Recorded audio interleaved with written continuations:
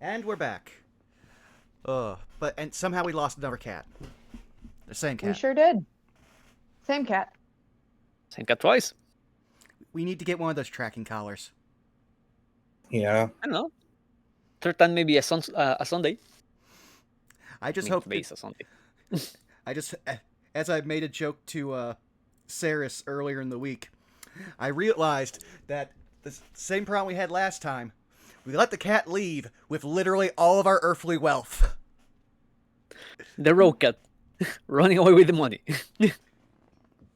Yes, the only money I have left in game is literally the money I looted during the session 0. But yeah, we'll see what happens. We still have no idea how far we are from civilization. We do know that wherever we are, though, we are in wolves. True. I mean, wolves are not setting specific, not area specific. Plenty of wolves. Yes. I'm just imagining that scene from Squidbillies where there was bears. No more bears. Okay. No, that's too many bears. That's too many bears! They just start flowing like an entire tide over the hills.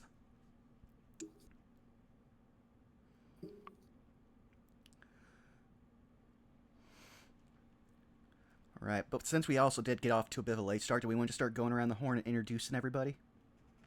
I would like to inform you all that the first roll of the night is a 13. Oh, right Lucky away. number. Wow. That is so boding. I can't even say foreboding. It's just boding. It just exists. Yes. It is. Therefore it rolls. Also, hey, Alpha. Glad to see you come in. But yeah, Hello, people. why don't we get ourselves started? Okay. Heck yeah. I'll go ahead and start. Because this is my way of also telling our lovely audience that I am currently without power. Hello all. It is ya boy, Saris, who is DMing. You can find me all over the internet at Tixdixel, where I am doing a lot and also nothing, and it's phenomenal. You can find me also every other Saturday here on this lovely channel doing No Love War Extra, where we are surviving. We are surviving. That is what I'm going to that is how I'm going to call it. I feel like every single time we play this game, this lovely Fate game, I lose 10 years off of my life, but I signed up for this, and the choices that we are making are the choices that we are making. But then, of course, you can find me here DMing this lovely game, which I mentioned. I'm currently without power. We are still gaming. We are still playing. But I will unfortunately not be able to do any of the Dungeon Master things behind the scenes with Roll20. So, unfortunately, things like music, art, so on and so forth, unless provided by our lovely host Vaughn, is going to be on hold until such time as our power kicks on. And with that, I'm going to pass the talking skull to Zan. Yo, it's me, Xanless Grim, also known as Zan. You could find me over on my Twitch channel, twitch.tv/XanlessGrim, where tomorrow at around 6 p.m. or so, I'll be playing Darktide with some friends. If you are into 40k or like Left 4 Dead style shooting games, go watch that. Tuesday, I don't know if we're going to be on Halo because a few people are out for conventions, but if we are, you can go to twitch.tv/EdwardBosco at around 6 p.m. BST, and we'll be there. If not, then I might run more Darktide or Helldivers. We'll see. Thursday, I think we are off for Mad Mage because Monty is also doing convention stuff. So you won't see me outside of those 2 days, I think. You can check my Twitter or X, whatever the hell it's called, at Zanny_Grim.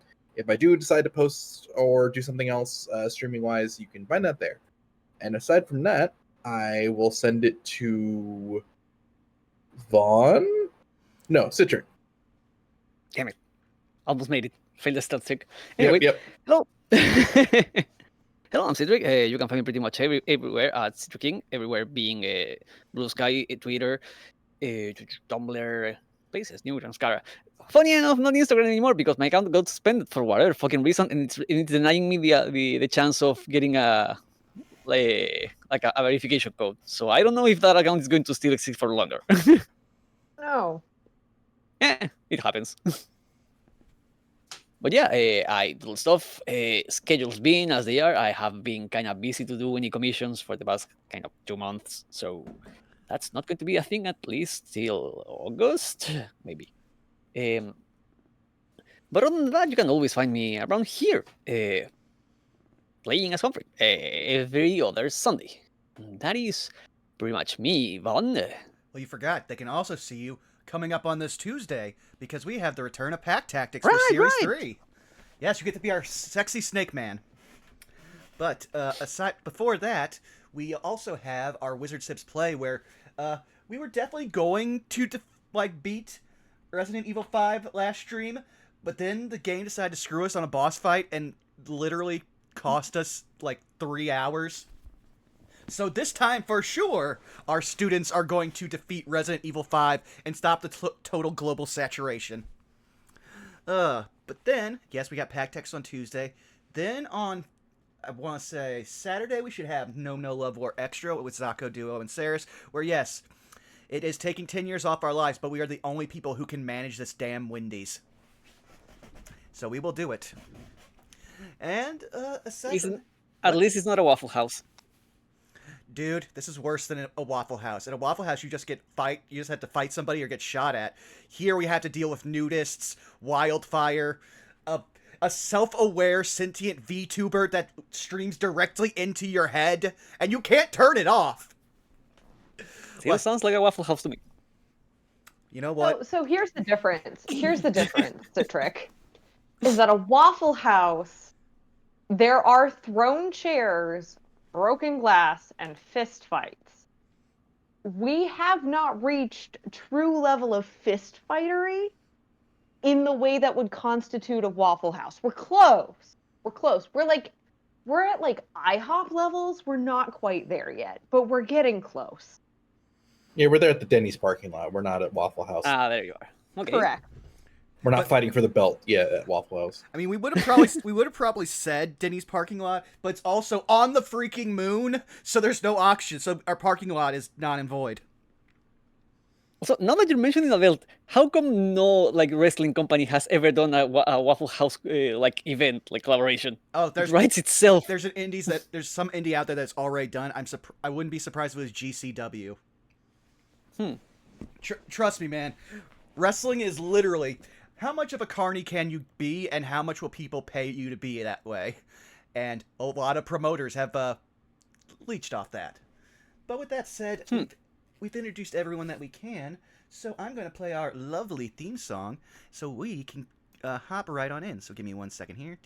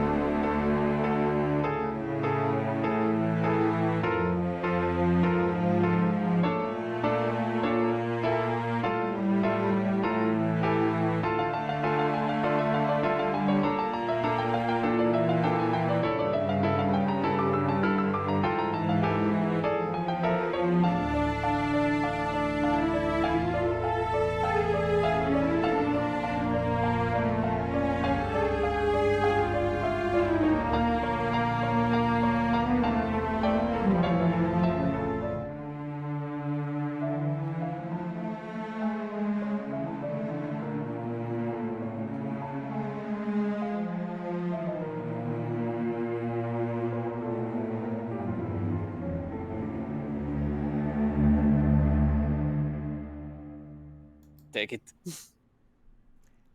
All right. Now, if you would like to, Saris, please take us away.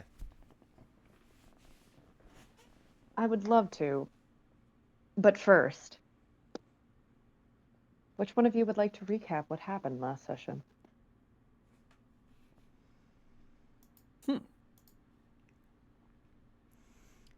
I have inspiration, Wanna so I take think I it? did. Well, I think I did it last time because I have inspiration. Yeah, I think you went last time. I don't remember when was the last time I did it. So sun is between you and me. Well, I usually write them down, so it's kind of easy for me to do them, but I also don't need inspiration because bardic inspiration. Fair enough, then I'll go. So last time after we met, left the town, we still are not entirely sure what's its name, but ventured into the forest and met the annoyance. We went, we start, we start to get deeper into the forest, realizing half of it was kind of getting corrupted by some weird thing. Trying to stay on the safer side, we took camp. There was a wasp attack, but we managed to fend that off and kept moving. From there on, we started to find weird, like corpses of different beasts, all marked with a sigil. It felt like it was clear, like someone or something was hunting them down and marking them. As we kept moving towards, like following our guide again, the annoyance. Directions, trying to go for a shortcut. We've been coming across these bodies. As we kept getting in, we came across two large werewolves, which were fight, but they got dispatched. They got dealt with. From then, we found a third one after a rest. Not wanting to engage with it, we took a detour, and we came across what seemed to be the grave of. Give me a second. I have that wrote down somewhere here. There we go. Dang it. No, it's not here.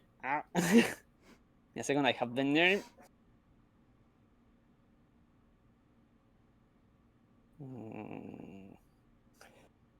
I'll remember.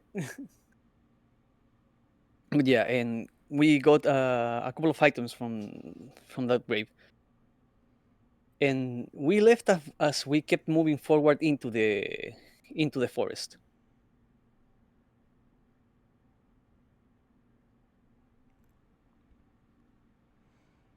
I mean, yeah, outside of the spooky plants and corpses, we were mostly just exploring last session. Yep. Mhm. Sorry, it took a second. My Discord decided I wasn't allowed to have rights and was like, "No, you can't unmute." But yes, you about covered everything. In the name of the grave that you found, the grave belonged to a man by the name of Hector Hector, Graythorn. yeah. The last name is the one thing I could not remember. We got his diary, a scroll, and where is it? Like my notes are a mess. Sorry, You're okay. but yeah. Yeah, that about covers everything. And the original intention was to lead you all further to explore the map, but considering the fact that I am currently unable to utilize the map, we're gonna theater the mind for a little bit. First and foremost, to discuss the, shall we say, missing feline, I would like for the three of you to roll me perception checks. Will do. Perception. I almost tried to roll one of my language proficiencies. I'm stupid. Incredible. That Yeah. is an 11 for me. And Or a Razvan, 24 rather. for me. Yeah, I would have loved to have rolled a 13 like Celestial. And oops, I just remembered. Okay, gotta scroll down. Some stuff I had to do. Just hope no one sees. Yep, cool. So I got down fast enough. So, mine was a 7. 7. So, remind me really quickly, just because it kind of got garbled. Citric, your roll was a 24. Yeah. So, Humphrey and Razvan, you both are able to see a moment where your other feline friend sniffs the air a moment. And then, Humphrey, you see Onyx flip something into Razvan's back pocket before darting into the bushes and clearly hiding and stealthing.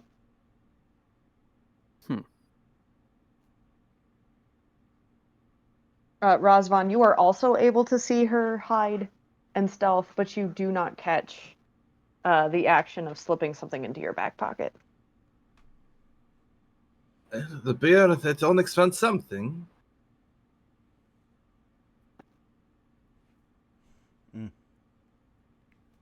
And still holding the annoyance close to his chest, and he'll have the rapier kind of out, looking somewhat cautiously around.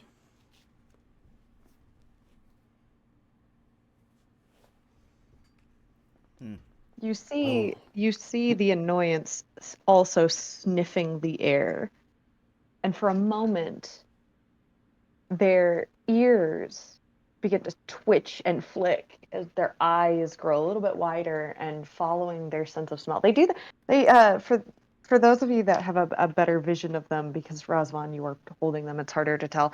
They do the cat thing where they actually open their mouth to smell. And you see their eyes turning away from the direction of the lupine creature that you saw previously in the last session, and instead heading more, shall we say, Razvan, to you, kind of towards your left and forward off, seemingly in the distance a bit. Razvan will turn that direction.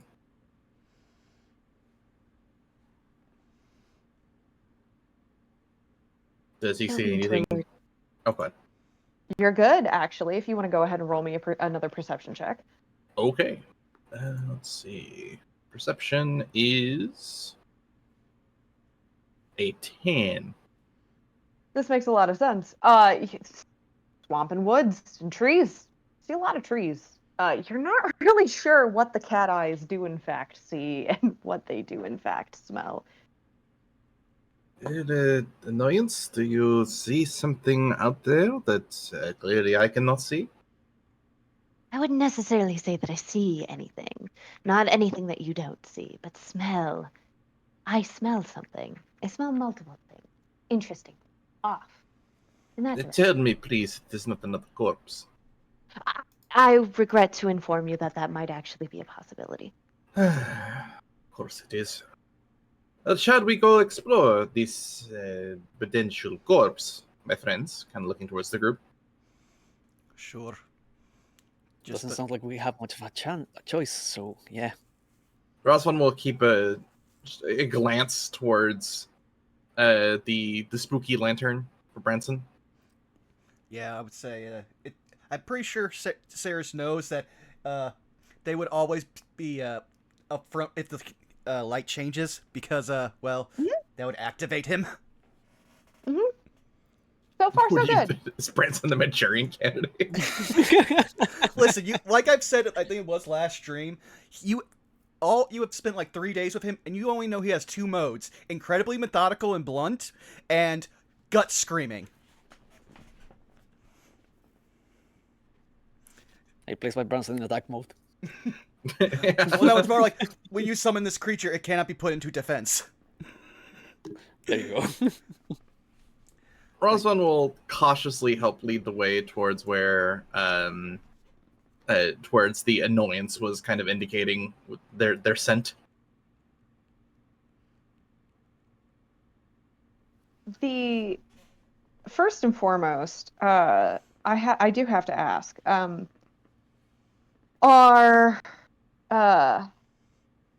the three of you choosing to move forward stealthily, or are you choosing loud and clanky? As Hopefully stealthily as we can, I'd imagine. Yeah. Yeah. Especially since we know we have a werewolf nearby that we avoided. Well, also, we don't really have anyone that's clanky. We're a pretty stealthy group.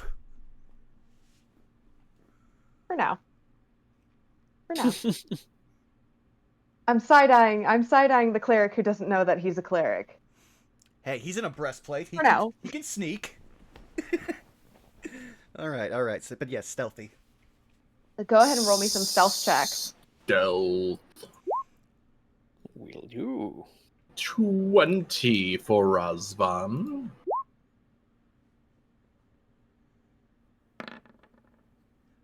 I will take that 12. 11.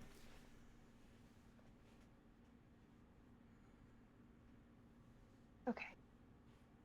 As the three of you continue to move forward, there are a few instances where, for example, as you are moving forward, you hear the scrimmaging and the scurrying of some type of carnivorous creature that's currently in a fight. While you do not necessarily lay eyes on it, you can hear it, and it's close. But as far as you are aware, it does not necessarily see you. To know.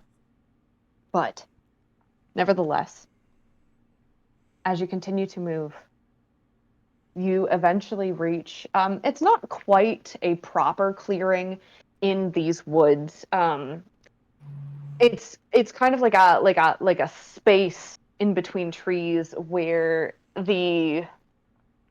it's not as and it hasn't really been a proper like path that you all have been walking around. It has predominantly been this sort of open woods, but you can tell that this is a path that is sometimes traveled.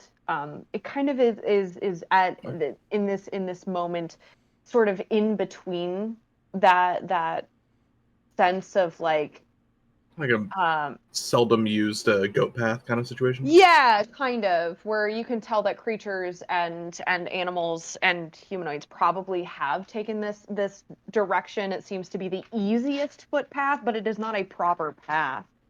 And as you come across it, the first thing that your eyes all collectively fall upon is a giant cart, like a horse-driven cart, a horse-driven wagon. However, you will note almost immediately there is no horse. And while it is covered, its wheels seem to be somewhat sinking into the ground and into the dirt, as if nature is beginning to overtake it.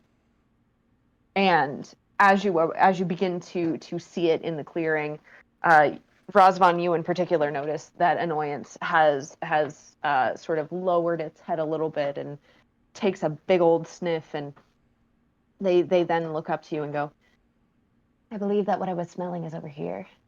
I believe it is in this cart, whatever this cart is. You mentioned the cart is starting to be taken over by the just nature, but does it look like it has been sitting here for a long time, or is something recent? roll me a survival check. Will do.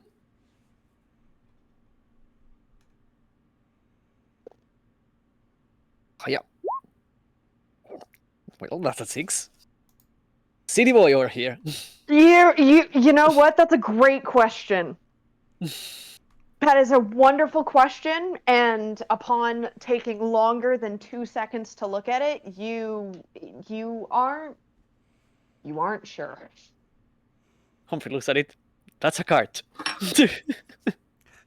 Whoa!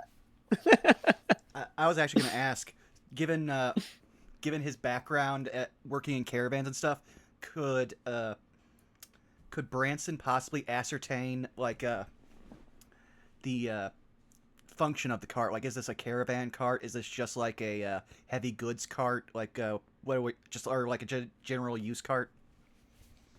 Go ahead and roll me a survival check, sure. Thank you.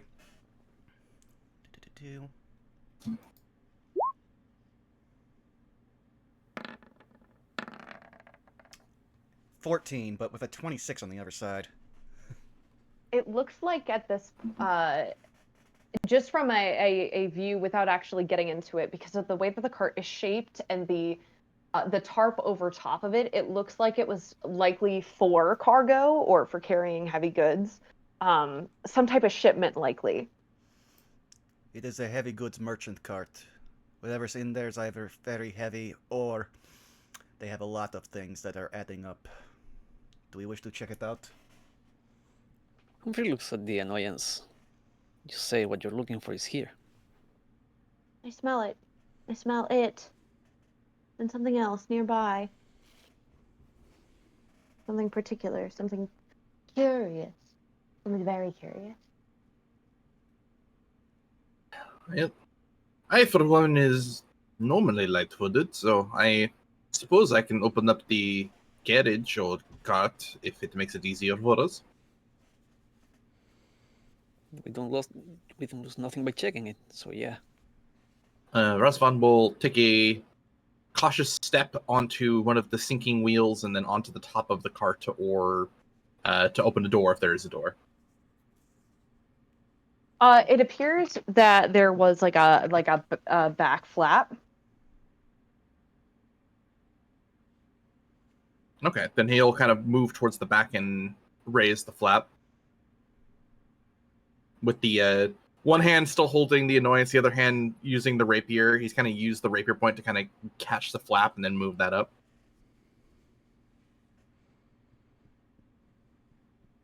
I would like you to roll me a Constitution saving throw. Oh, goody. Oh. I'm glad Razvan was the one to go look at this. Okay, hold on. Chase Clover, please. 20. Oh, that's really, really. They were not kidding when the annoyance said that they smell a body. But after a moment,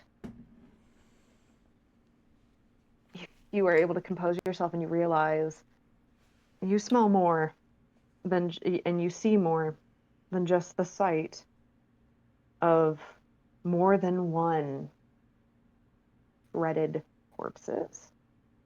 You see boxes and barrels also somewhat damaged, and now that you have a better look of it, it looks like segments of the tarp on the side of the wagon that was opposite you as a group seems to also have tears in it. You know the Arrested Development dead dove inside Don't Eat? Razvan's gonna have that kind of look on his face, like, I don't know what I expected.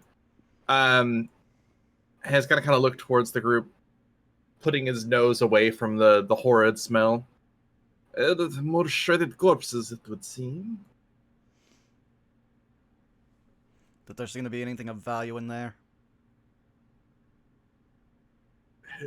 Do you find the bodies particularly valuable? No. Sometimes things on bodies are. Razvan will take a step back. I will allow you to ascertain if there's anything worth searching that pile. Alright. Well then, Branson will just climb on in the old-fashioned way, because he doesn't really care, and just... He sees all the bodies, and I guess I had to make a con check too now? Correct. Con save, there we go. Humphrey's not moving towards the cart, but at the mention of like more bodies, the kind of knobby ears on top of his head droop a little bit. Well then, I got a 6. I will just say, if it involves the poison condition, I do have advantage. Uh-huh. So, if you need to hear that advantage, it is a 17. Please do. 17. It is putrid. And something particularly catches your your nose that is not just the smell of bodies. You do smell the smell of poison. You are able to resist the, shall we say, putrid effects of something wafting in the air. Immediately, Branson's going to take his bandana around his arm, and he's going to just use it to cover his nose and mouth. But since he is sensing that something is actually poisonous in the room, he is going to try to see where it's coming from, and if so, then he'll probably also try to start opening up the cart to more air with his axe, since it's just a tarp. You were able to do so very, very easily. It looks like between the damages that had occurred to it, as well as the way that this is tied up, you are able to easily pull it back and allow more air to circulate. Be careful. And with... Sorry. You're good. And with that, the three of you all hear something as a voice calls out from in the woods. Do you have to keep opening that cart? The smell is atrocious. And now it's time for us to welcome our first ever guest member to the stream. Hey, Arkoff. Greetings and salutations to you. Whoa. Hello, Razvan and will kind of, his eyebrows will kind of raise as his hat kind of pops up. Someone there, or am I speaking to another disembodied voice? For his Well- part, Humphrey immediately snaps towards the direction of the voice, and the funny thing is he's not going to turn around, but his upper half is going to just twist while the rest of the body is there. Whoop. Not disembodied yet, but give me a few more minutes with that smell and I might be. Wait, yet? I think what he's asking for you to do is to close the cart. But I see that you have tied it open. Looking And- towards Branson. Which really quickly, for the sake of our guest, Branson, if you would like to describe yourself first, Ah, okay. Well then, you'll see a... how you are currently, shall we say, posturing yourself. Branson kind of turned around, it sounds like a normal human voice. He's less on edge, but again, he was just swinging his axe already, so he's in kind of a slightly readied stance. Mostly just because, knowing that this is not just normal, rank, odor, that something's actively in this cart trying to poison people around it. He's more just trying to make it less of a threat. But in terms of, what you see a strong, very tall, hulking, he's about 6'1", man with strange scales coming down from his eyes, almost kind of like a trail of tears. They then kind of go down his cheeks, onto his jawline, and then down to his neck. Brandishing a whole lot of axes, specifically one big, normal style axe, and then on his belt, he has an L hook with what looks to be 4 very thin throwing axes, and 2 silvered hand axes stuffed into his belt.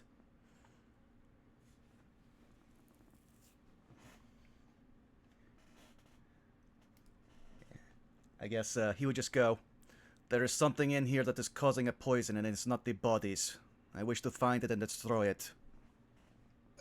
Stranger, would you perhaps know what is the cause of this horrific smell? Speaking I of the can't stranger, say I do. sorry, Oh, go ahead. I was just gonna say, speaking of the stranger, would you like to describe for them who appears into the clearing? Certainly. Well, the first thing you see is a walking stick that's taller than the man himself. But the man is kind of a hulking brute of a man. He stands about 6'8", and is probably wide enough to have 3 heads on his shoulders if he wanted to. Has long brown hair flowing down his back and an equally long beard on his front. He's wearing a sleeveless leather jacket, just covered around the shoulders in fur, and also more fur wrapped in a belt on his waist. Word for it. He looks disheveled. But he's also got a pretty hefty backpack on his back. Appears to be human? Very much appears to be a human man. Alright. I suppose if he sees the rest of the group, you also see a 6'4", tall, very lanky human. It looks like, but their skin looks like it is gray, white, and blue in various points. Looks like a walking corpse at this point. He's got makeup that seems to be ever presently crying down across his face. Long black hair kind of tied up behind and underneath a large hat, as well as what appears to be a sizable black robe and nice clothing, pretty disheveled from what you could tell is probably a amount of time in this swamp. And he is holding a hairless cat in his left arm, who he seems to be talking to, and a rapier in his other. The rapier's kind of pointed down, as he's cautious but not outwardly hostile towards you.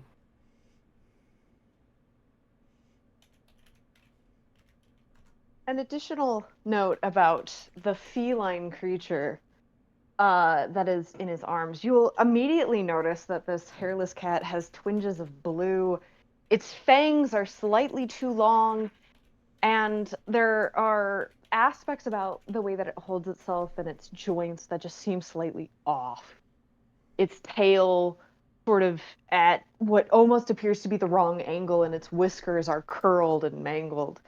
To make life a little bit more interesting, Arkoff, as you notice this duo, I would like you to make me 2 rolls. The first, a smell-based perception check with advantage.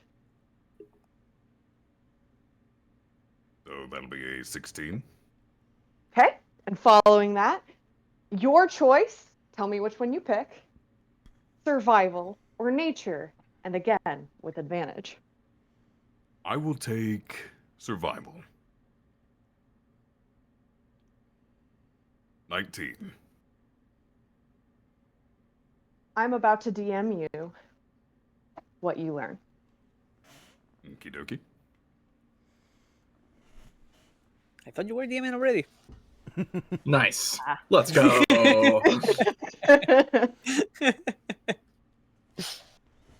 Sorry, couldn't help it. But yeah, You're not sorry. I will say that Yeah, you're right. since we got someone new joining the group, he will Branson will just get off the cart, and at least now, since it's open air, the poison should be less prevalent in there because it just can't. It's gonna be ambient, I want to say. Humphrey, for his part, as I said, like the moment he heard someone else approaching, he snapped like to look to the to the new arrival, and he's trying to scan him for any weapons or like anything that might be dangerous. Well, he does have a really big stick. Hmm. But that's about it. He has no other weapons visible on his body. And from the sound of it, he's also built like a brick shit house. Effectively, yes. Might say he is the weapon.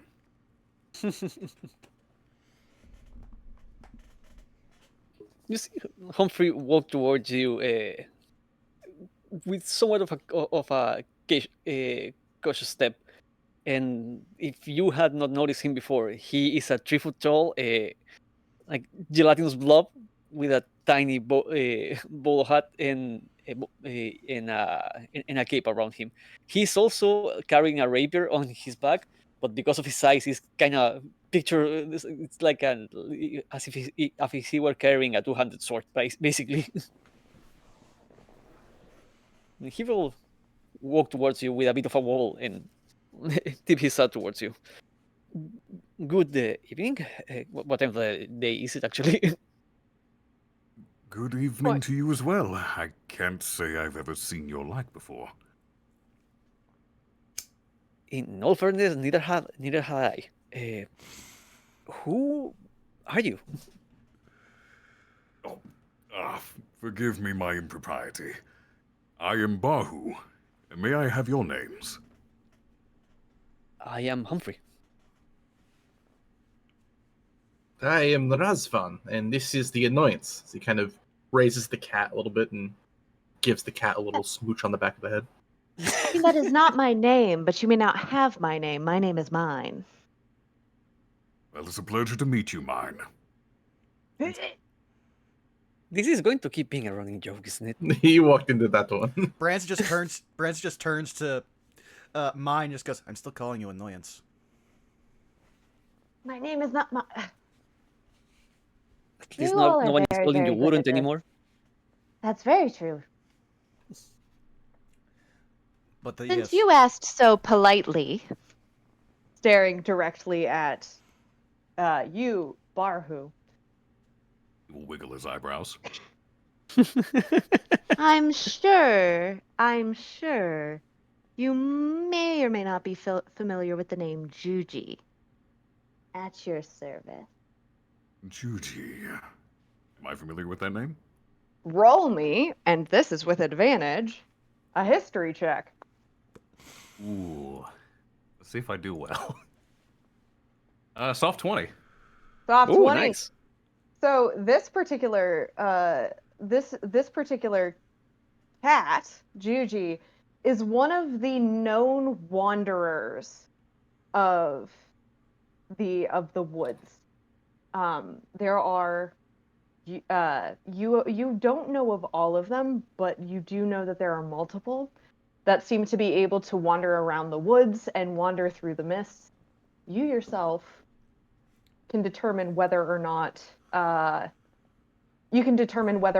you would be you would be interested or privy to more or less information. I know that's super vague, but I'm kind of leaving this up into the air given your role. If you think you would be interested to learn more about that sort of thing, I can give you more information, or if you believe Barhu would be less privy or less interested.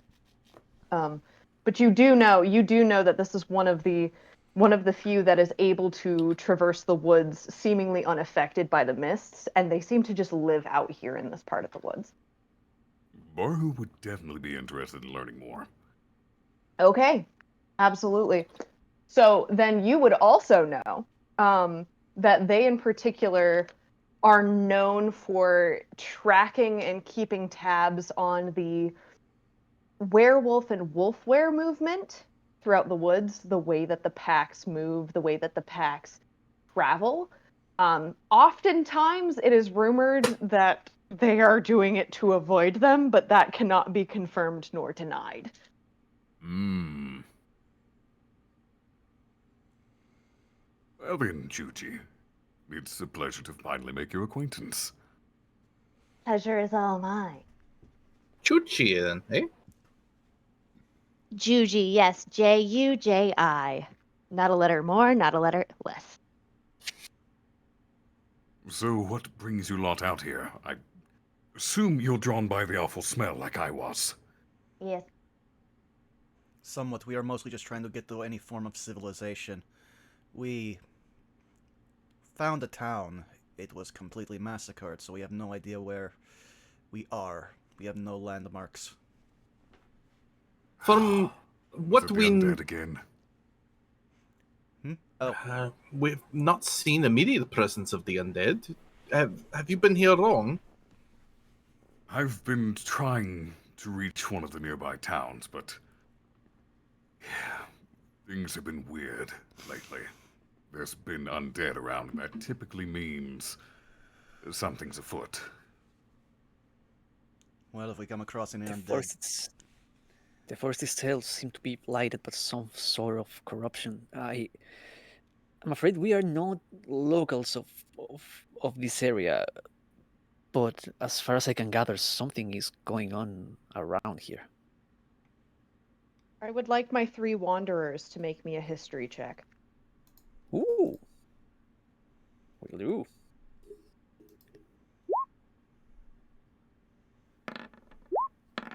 Ten. 10. Well, actually, no. Yeah.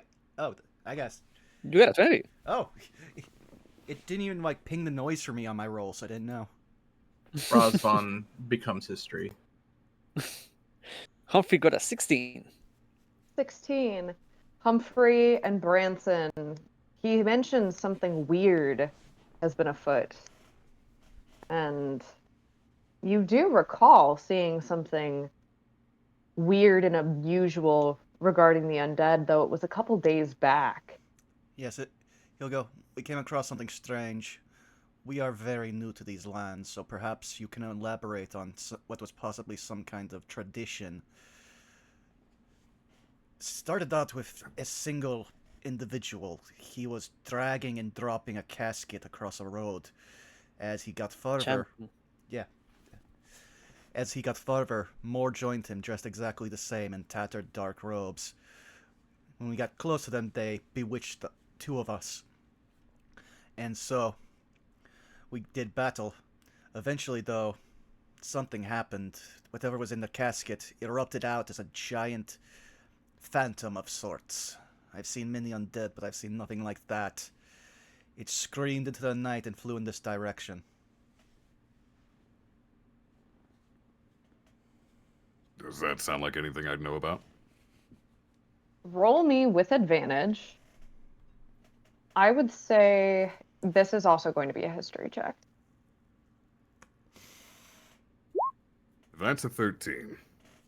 Even with a 13, you do remember seeing, well, first hearing a loud and very inhumane screech before witnessing what appeared to be a giant, almost cloud-like mist with multiple different appendages reaching out, almost clawing at the air, and within it, a giant as in giant size,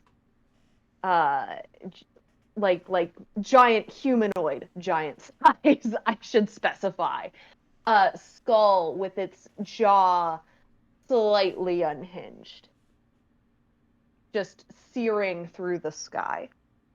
And that does coincide, at least a little bit, you think, now that you are recalling it, with the increase in the surge of undead that you have seen around the woods. Ah, so this phantom you saw, did it look like a mist with a giant skull inside? Literally a giant skull. And multiple appendages? Inhuman screech? Yes. Okay, so you're why the undead have been kicked into a frenzy. What do you mean we are the reason? Whatever was let loose, that coincides with the time that the undead have been increasing. And they are all over the place. So much so that it's dangerous to travel between towns alone right now. Well, And yet you do. I am capable of defending myself, but I was also hoping to meet others on the road. don't worry, you have found Have you others that can protect themselves. have you been in this place for very long? I've lived here my whole life. Well, here's in the region, not this forest. I think only Juji would deal with this forest regularly. That would be correct. Well, we are not native to whatever this is, not just the forest, but this realm, I suppose. It is difficult to say necessarily how we got here, other than we ventured to a carnival, tried to leave the carnival, wound up in some mists, and now we are here, wandering where we can, and you seem to be the first individual that we can talk to since we have arrived here. Other than, of course, Juji. So you wandered in the mists. That would certainly explain why you're here. Where is here, exactly? I assume I would know the name of the realm. You do. It is the name of the shall we say, country. You would also know the name of the woods that you were in as well. I say as I am pulling up my notes. I was about to ask. So the country itself, or the realm, woods. if you will, is called Carticus. The woods specifically. Give me 2 seconds. We are not digital today. Listen, we've only had 2 technical issues, and one, people might not have noticed if they were only listening to the audio. Yep.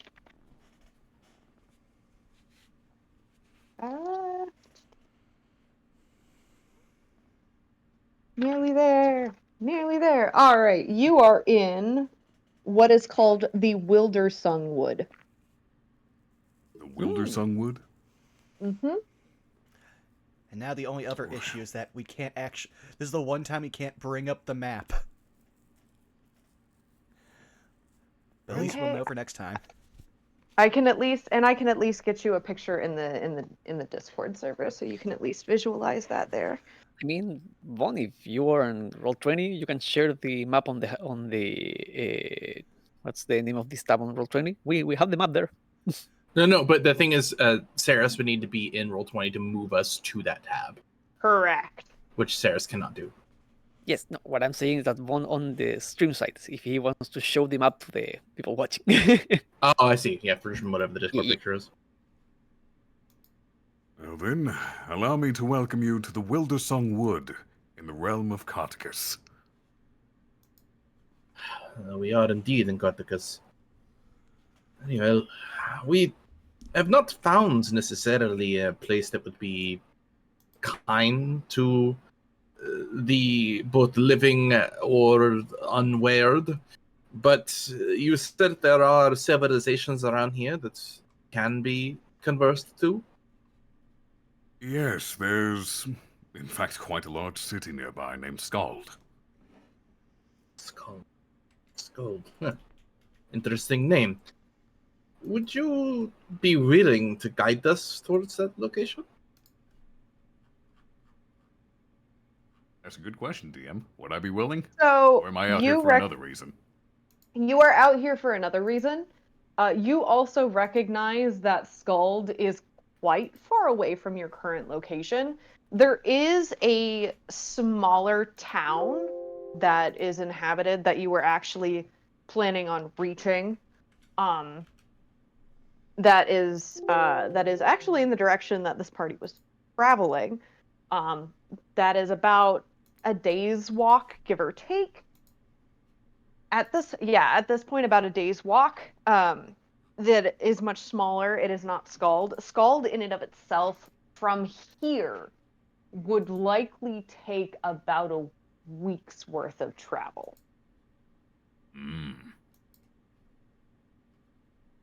You would know that they would have to also cross the Sing Song River in order to reach it. Well, And for your information, collectively, I have dropped the map in the Discord server. Yeah, thank you. well, Skald itself is over the river and through the woods from here, but there's a smaller city, much closer, about a day's travel. The way you're going right now, actually.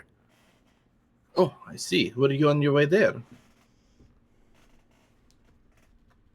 Was I? Yes. Correct. Yes, I was, in fact. And if you do not mind trusting in a few strangers you just met, would you mind being somewhat of our guide? Not that Juji was not pleasant, of course, but an extra set of hands would be rather helpful, especially since our companion, looking around towards where our tabaxi should be, seems to be on their own for now.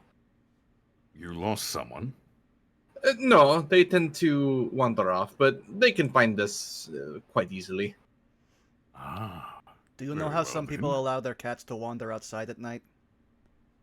You really shouldn't do that. Yes, they shouldn't, but unfortunately that is also our case. Your party Humphrey has 2 gets- cats? No, just one. You see Humphrey, again, this tiny blob walk towards you. And he's standing inside of escape, and you see him take a small dagger. He does it slowly, so it's not threatening in any way. May I ask you one question? A favor, actually. Yes, what can I do for you? Humphrey, was it? Yes, that's my name. Wouldn't you mind examining this dagger for a second? Certainly. I will pick it up from him. It What is a should I silver roll one. for this? I will say right away, it is the silver dagger, for certain, no. And Humphrey is really intent on looking any reaction to the moment the blade is unsheathed. It is silvered. That is a fine silver dagger you have there. I'm assuming Baru doesn't show any like negative reaction to seeing the piece of silver. Nope. Insight check. What should I roll? Well, Anything. that's going to be up to that should be up to you. If you are trying to deceive, then roll deception. If you are trying to persuade, as in convince, persuasion, and if you are being, shall we say, an empty, completely open, an open book, then you wouldn't necessarily have to roll. You would just determine how much information he is able to garner off of you, depending on what you roll. But I leave that up to you. I assume to the rest it's pretty obvious what Humphrey's doing, and Humphrey's getting a 23 in insight. That's a pretty high score on insight. Oh yeah. I mean, I don't really know what to tell you. It's a dagger, so it's a weapon. That's dangerous. Silver makes it pretty and expensive. So he's like, oh, they have money. Interesting. There doesn't seem to be any hint of fear or anything betrayed. It seems like something he's very used to.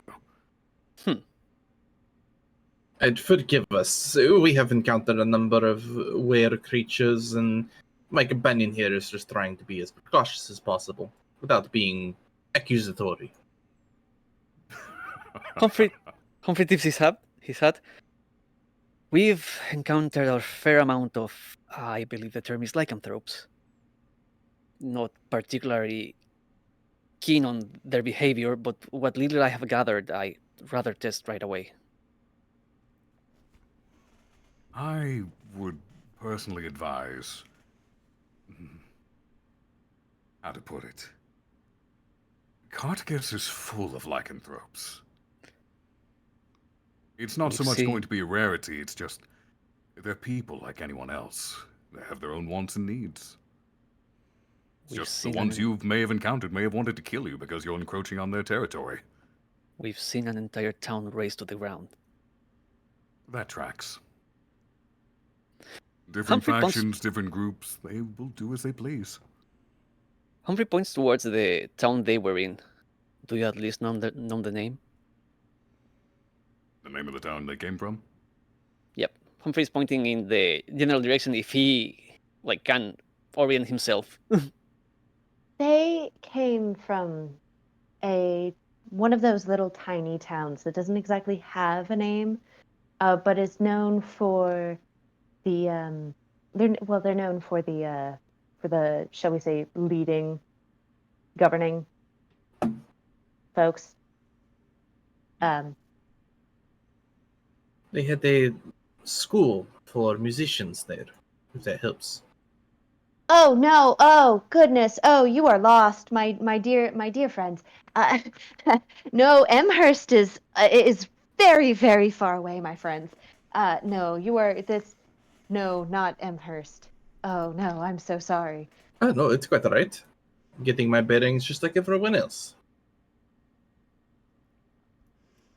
No, but they were. Oh goodness, what was the name of the? Not. It wasn't that. This is me acting out a low roll, but it wasn't.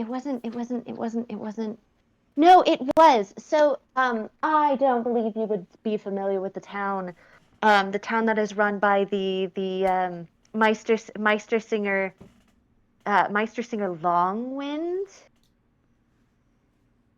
That's where they came from. They came from that tiny village that's run by him. The one that's been avoiding has been avoiding paying his taxes for like the past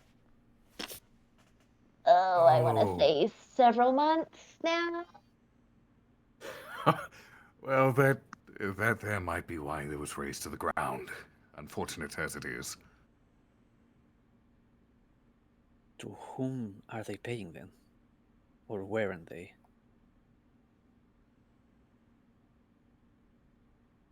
Well,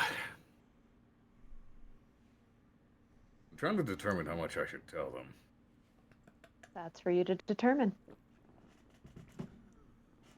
I mean, You are they're in welcome. the region. It's not exactly a secret.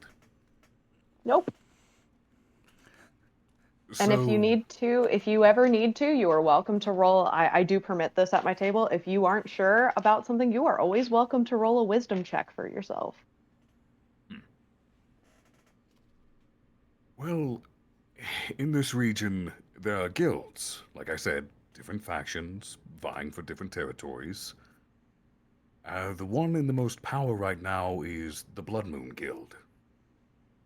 In fact, they're being kind of a nuisance. They're trying to control the hunting, the foraging, and exports coming out of Scald, and the woods specifically. They really get in the way, but you have to deal with them. It's part of the process. Just don't go making enemies in high places, otherwise the villages around you can suffer. I see. I believe I'm beginning to understand some of the powers here that be. There's something I'm curious. We've also seen, as we've come through, people that are signs that people are actively eliminating werewolves in specific ways. Specific how? The head is always removed, sometimes major limbs. Does that track with anything I would know? Roll me in this case, yeah, that would be another history check. You would also add one other thing. Also, there are glyphs of warding placed upon them, as if to protect the bodies from rising. That is an 18. There's another wanderer of these woods. You recognize that behavior to be of one of the wanderers who is known for being one of the biggest thorns of the Blood Moon Guild's side. They are only referred to as the scavenger, but they do routinely target, and it's not all lycanthropes. It's not all wolf wares or werewolves for that matter. Seems to, from what you have heard, which is very limited, but it seems to only be lycanthropes associated positively with that guild that they target. That sort of behavior lines up with the scavenger. Which means the bodies you were coming across, they were members of the Blood Moon Guild. Alright. I would assume they only target lycans.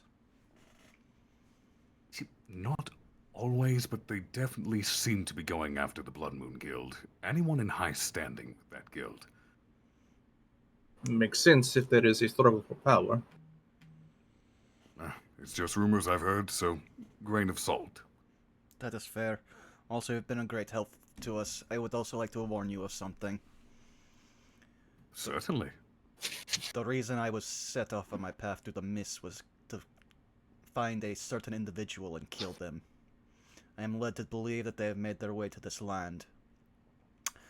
Give me a second here, because, sorry, Arkel, you're about to get Domon Kashu'd.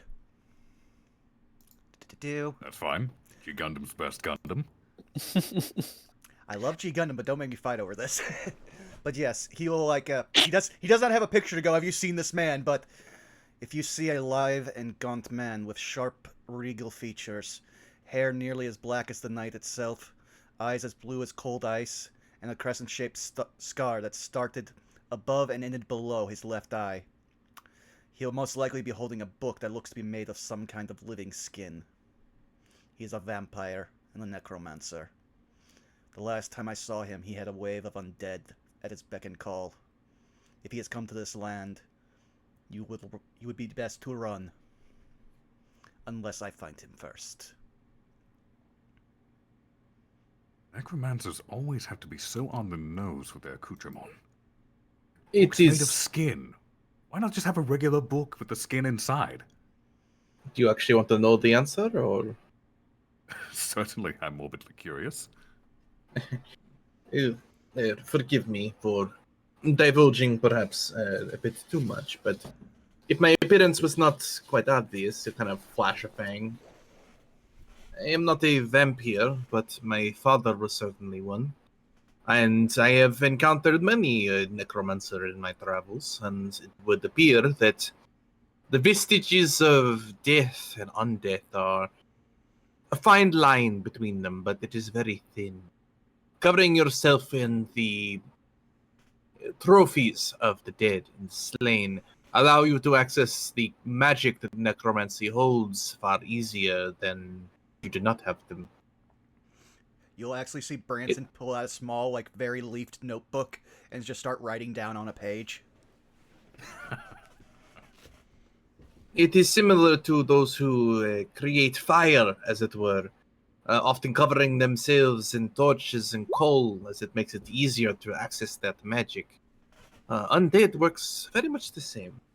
I myself am a practitioner of the bardic arts, so having a musical instrument or easy access to a kindly singing voice does assist with my magic the same way. I suppose it's no different from me. Like, I carry this stick, and it lets me do my magic. You are a Gastor of types. Indeed. Though a much more natural sort, I suppose. I don't really mess around with the arcane. Ah, a divine caster, perhaps? I mean, if you find nature divine, certainly. Ah, practitioner of the druidic arts. As the two of you are having this exchange, Humphrey, you look around and you notice that there is something moving in that cart. You also notice the fact that not only has the stench begun to fade off, but there is a lingering sense, again, this sort of acidic aftertaste, shall we say, that kind of hits you don't have a tongue, but if you did. And as they are talking amongst themselves, you move closer towards the cart, and you do notice something in particular that strikes you, and that is first and foremost that amongst the, shall we say, remains, you do actually begin to notice that there are scraps of black cloak, of one of which you have noticed, as I said, is kind of low-key moving. But as for your surroundings, as you had done a previous check, the only movement that you notice is in the cart. Free will quietly moves towards the guard, not really calling attention to the event just now, and just gently unsheath his rapier and use it to move it, like to try to move the piece of clothing with the tip. And as you do, Branson, your lamp, your light, your lantern turns blue. Ah, so combat is initiated. Not necessarily. And apologies of interrupting your conversation. No, this No, feels very this feels very That's natural. Yeah. Though I will say... But You finish, please. as you do remove the piece of black cloth, you notice a severed hand that is using its fingers to almost crawl across the cart. And you notice that there is what seems to be underneath blood stain, a semblance of a shall we say, a tattoo on the top severed hand.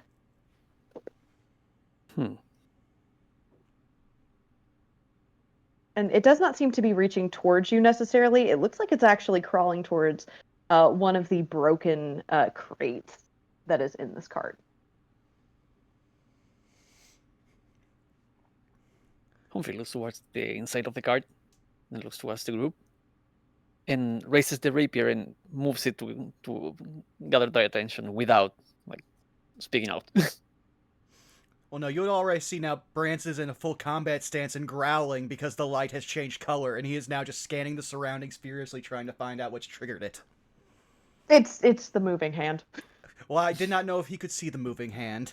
At which point, Yep, it's right there. Humphrey has drawn attention to it. Yep, he is lunging at it. If I can get there within 30 feet and then make an attack. It's right there. Okay, it's cool. right there. It's right. You were standing, if I understand correctly, you were standing right in front of the entrance to the cart. It's right there. All right. Can't believe you're attacking a disarmed opponent. Saris, roll to disarm. That's a 21. Well, that would definitely disarm me, but does a 12 hit? Humphrey got Citra got the joke. We got it. I ignored. I was ignoring the joke. Thank you. Oh, it just hit me. I feel stupid. You said it was a 13 to hit? A 12. 12. Unfortunately, that does not hit. Hand moves. It does actually scurry out of the way of your weapon as you slam it down. That's fine. For Arkolf's sake, you will see with like robotic but mastered precision, he immediately just his hand goes down to that L hook on his thing, pulls off one of those axes, and bloop. Oh, I forgot that's supposed to use thrown, not that. Yo, this hand's got hands. But still hits. That's Offhanded the hand. Yeah, that's 15 for 4 slashing. A 15 just hits. And it strikes you as pretty I don't know if odd would be the right word, but the liquid that comes out as you slash across the top of the hand is blood, but it's not. If blood could have a purple tint to it. Yeah, he's not in a moment where he's processing things. He's just lashing out. I was gonna say, do you want to roll initiative, or do you just want me to try to keep hitting it, before it runs away? I was going to ask first how the rest of the party are reacting. Humphrey was trying to get their attention, and suddenly he sees an attacking Bronson run past him. Like, huh. Or who's just having a lovely conversation, then he hears all the commotion. It's like, I would ask if you need assistance, but it seems like you have things well in hand.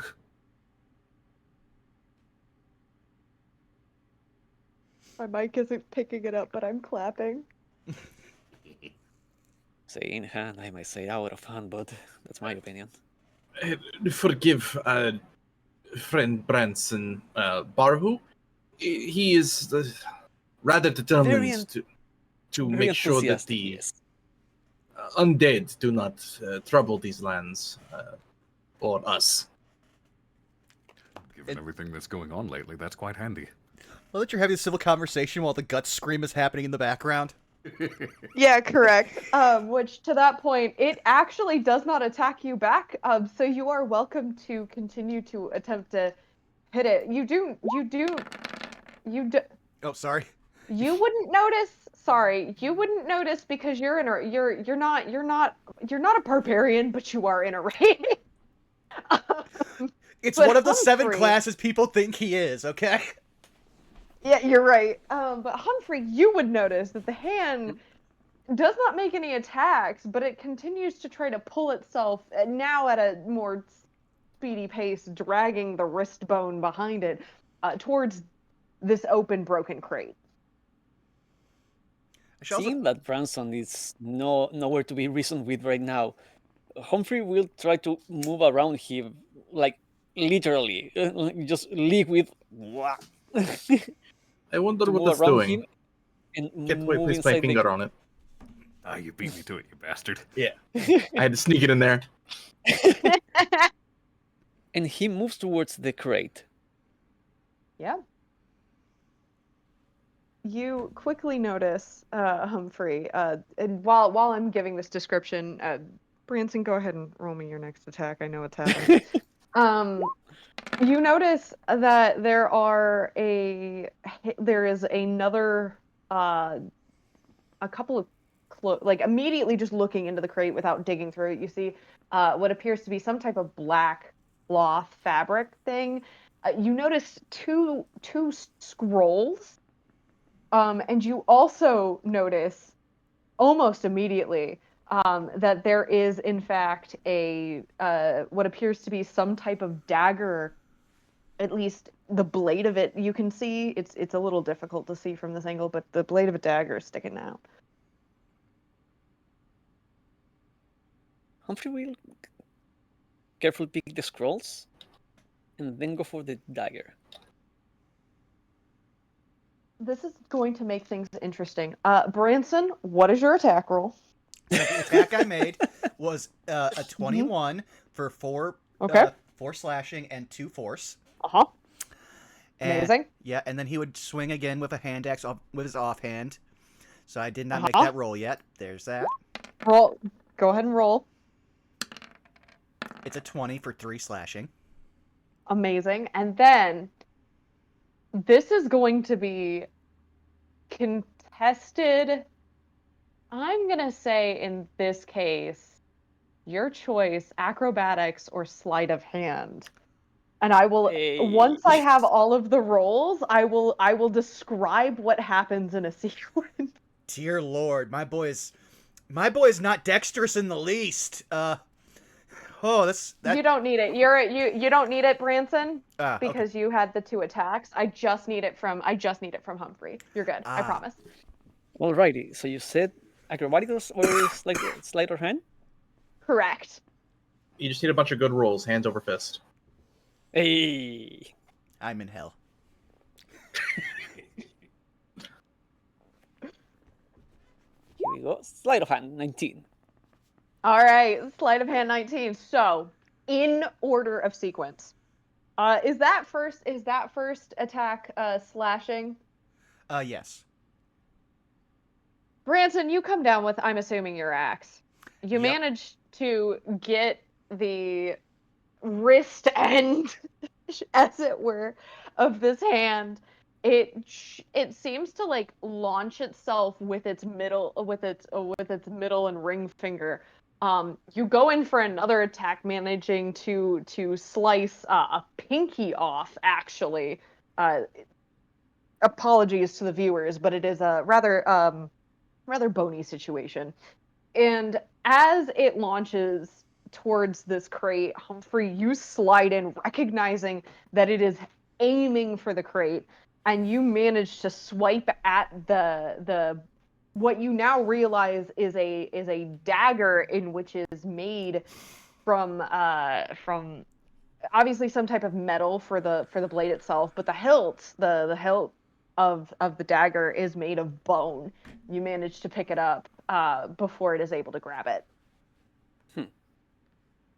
It's very. I hate to be so comedic in this, but I need you to imagine this as a very Tom and Jerry sort of situation. Yeah, I can see it. My boy ain't deep. I'll take that. With the dagger in hand, he will step out of the cart and see if the hand keeps trying to reach for it. Yeah. Branson, are you going in for another attack? Yeah. Roll again. So now this is full Tom and Jerry because I'm running with the dagger with the hand trying to. That's a nat 20, so this thing is dead. So, I mean, All right. that's 8 slashing and 12 force. I should also describe for Arkolf, whenever you see his main axe make contact with this hand, you see a small explosion of electricity. Black lightning, to be specific. Oh. And I, for the sake of things, will describe this as the hand does in fact lunge after you, Humphrey, trying to aim for the dagger. And as it quite literally launches itself into air, I would like to imagine, and correct me if I'm wrong in imagining this, Vaughn, that Branson kind of takes like almost like a baseball swing at this hand and cleaves it in two. Well, actually, no. I thought of something better because, again, my axe, Okay. because of the type of axe I'm using, this is just a flavor thing. He's going to use Sure, the piercing absolutely. damage and do the exact same thing. And it was possibly the most fluid motion any of you guys have seen with Branson. He literally just spins his axe around to the point and just swings into it and pierces this thing. If there was anything around it, he'd be pierced into that. But now it's just on his axe. Yep. And then, I would assume at that point, the light changes. It flickers, but then it does die down. And then you'll slowly see just like... Alright. Humphrey, I saw you doing something. What were you doing? Humphrey stops once the whole berserker rage stops. I was trying to investigate the cart. The hand was going after this dagger, the bone-heeled one. Don't know Alright. why. Well, Branson will just very unceremoniously pull this thing off and just do a once-over of the hand, because I don't think he's actually... It's up to you how many crawling claws Branson has interacted with. We are very nebulous with what undead he's fought. Gonna roll. We're gonna find out. Doki? That's incredible. You have not. This is the first time I fought an undead that had no body. And he's now just kind of looking over it with like actual kind of like inspection, just investigating. I know you said there was like a tattoo on the hand. Yeah, there was. Necromancers do tend to be a little hands-off with their work. I'm so happy right now. You should be thankful at least it's just the hand. Could have all been thumbs. That can happen. He looks at you deadpan Oh, yes. serious. You'll see him Oh drop. yes, undead fingers are quite a plight. You'll watch Just him just... about anything on the body can be made into an undead appendage, even more delicate bits. That's disgusting, but you'll watch him just like drop the hand as if no longer caring, pull out that same like dog-eared notebook, and then just start a new entry. I mean, some necromancers really know how to put their foot down.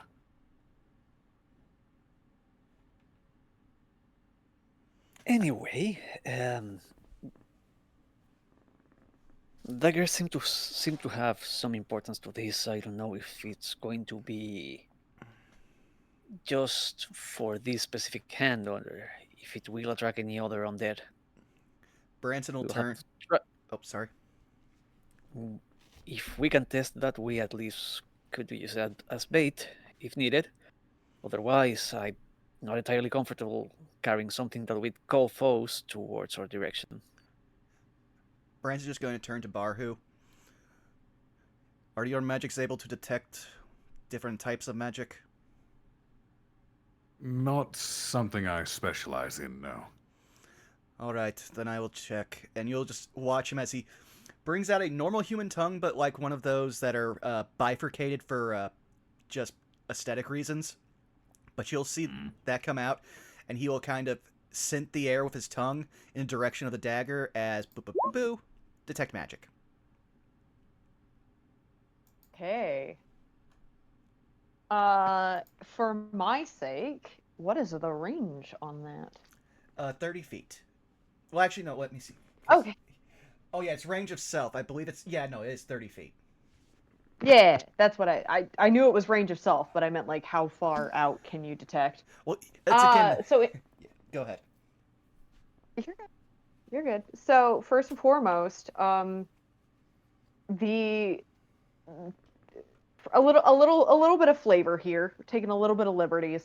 That tattoo, what was left of it, is definitely magical. That is School of Necromancy.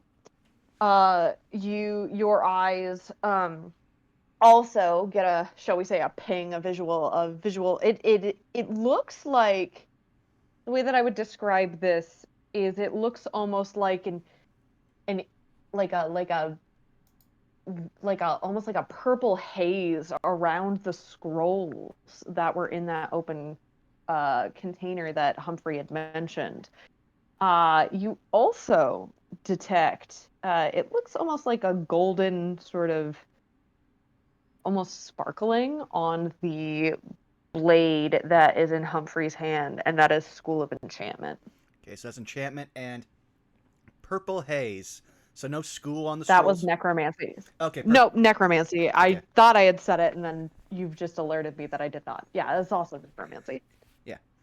Both those spells are necromantic. If anything, that blade might be actually a holy blade. It's enchanted. I can't tell you any more than that. You also detect additional signs of necromancy from coming in the cart, as well as divination. Okay, he will move over. Be ready. There's more necromancy in this cart, as well as some divination magics. I'll begin searching, but be prepared for more small enemies, I guess. Learn something new every day. And he is just going to... I think I do have a crowbar, because I think that comes with a monster hunting kit. Yep. He's going to pull out he's going to holster his axe on another set of 2 L hooks on his waist, and he is just going to pull out a crowbar and start just effortlessly popping over stuff because big strength. Okay. While you're doing that, what are the other 3 of you doing? Razvan's thinking to himself, looks towards Branson.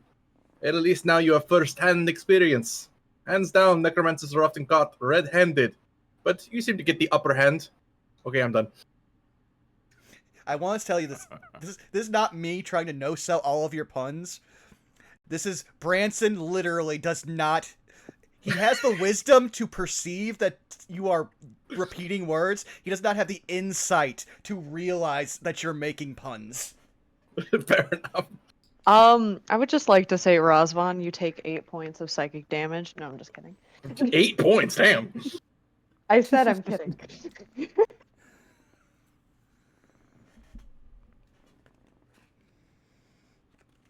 Humphrey? Barhu? Anything you would like to do in this moment? For his part, Humphrey is just, because he's closer to this entire spectacle, he's just looking at Branson, looking at Razvan. You see Razvan trying to calculate more hand puns. And he just stares to the ground for a second. Yeah, it's only been 3 days. You're now starting to realize exactly who your fate is sealed with. So, you need me to take you to the nearby town, yes? You were asking Please. earlier? A bit I'm heavy. so dejected. Not dejected, but a bit heavy-handed at least. But yes, if you would not mind showing us the way. Certainly. I was already heading there anyway, so I don't mind lending a helping hand. As opposed to a dead one? Undead one, actually. Yeah, fair point, fair point. But devil makes work for idle hands. If you could guide our way. Certainly. I'll give you that last one. At the very least, you said that there was a bit of an undead problem. Perhaps we might be able to join forces and, well, if there's any that cross our paths, on the other hand, we might be able to, shall we say, disarm whatever comes our way. You No. are splendid, Juji. Thank you. But yes, the undead have been swarming, for lack of a better term. Travel is very dangerous at the moment. And with that, first and foremost, I'm going to ask the three of you who are not doing anything to roll me perception checks, and then Branson, I will tell you what you find. Okie Ooh. dokie. So, Would my While they're passive rolling- perception catch anything? your passive perception will, and I will tell you what that is. 16 for Razvan. 16. I mean, if we can opt for passive one, I would love to do that. you I are mean, yeah, welcome I won't to. bite the hand that feeds. I hope that the episode title for today is just handiwork. Nice. Out have of to make- hand. I have to make. This is actually one of the series where I gotta make spooky names. I will try to find. Actually, no, I think I just got this, and I might have to write this down in Discord. Hand of Glory. That's a good one. Manos, the hands of fate. Oh, that's also good. I will do Hands of Um, Fate. So, you do find something particularly interesting is that the bodies themselves, what remains of them, are, shall we say, covered in that necromantic haze. Something about them, while they are not moving, and your lantern is not blue at the current juncture, something about them is just covered in necromantic magic. Perhaps residue, perhaps active. You're not entirely certain. Well, to However, be- oh, go ahead. Hmm? Mhm. No, no, you first. Well, technically, his lantern only reacts to undead, specifically the creature type. It doesn't actually react to necromancy in any way. Mm-hmm. Correct. So as I was saying, the, shall we say, sprawled body, but which, for the record, for a little bit more, shall we say, visual description, theater of the mind.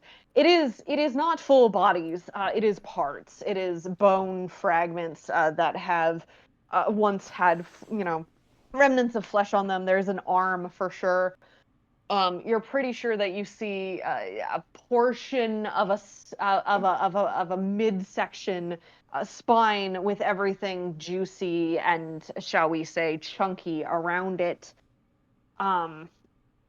You are able to see just pieces and parts. And I'll go ahead and give you this. You aren't really able to determine exactly how fresh without a survival check, but I can tell you that they rigor mortis has not set in yet. And again, these are all covered in that in your detect magic in this sort of necromantic haze. Okay, well, I will also do the survival check, if only for just because that's just how he works. Sure. 16. This is still my favorite skill in all of my games because it doesn't fail me. Hours. Like single digit hours is how long these have been dead. Be on alert. It has been less than 10 The- hours since... Oh, go ahead. No, please continue. It has been less than 10 hours since they were all killed. Judging by the heat of the corpses, I would say possibly less than 5. On the other hand, maybe if we get the move on, we can avoid having our hands filled. We're about a day's travel out from the nearest town, so better to err on the side of caution. Ah, good. Then we are in safe hands. The divination you find, you have to go digging a bit through the crates and through you're finding more and more black cloaks. And for the record, since you're also going through and you're scrounging about, you do find days rations, rice particularly, and dried meat. But you're also finding a lot of parchment and ink and quills. You do find a couple vials as well, full of a, shall we say, unknown liquid of a more reddish brown, almost maroon variety. But you do eventually find the object in question, and you'll notice that it appears to be what looks like one of those tiny, what are they called? They're not telescopes. They're the small Spyglass? Thank you, spyglass. And it seems to be it seems to be cloaked in what you can determine is a it's kind of like a bluish tint to your eye. And you would recognize that as divination. Razvan, magic item. And he will just, Oh. hold it out. It is some kind of spyglass. And, I actually would like to ask you, could I roll, an intelligence or some kind of check, since, again, his background is weird, because when I refer to that, I refer to his time in the caravan, but since the in-game background is Haunted One, would Branson, just from the sake of, because of merchants, there's probably at least, one wizard in that merchant caravan, so he would know certain things to look out for or what's important for travel. Would he know if any of this parchment or ink is the kind that wizards use and value? I'm gonna say I will allow you to roll me an Arcana check, but it's gonna be flat. It's Okay. it's not with advantage. That's totally fair. Just something that came across my mind in the description.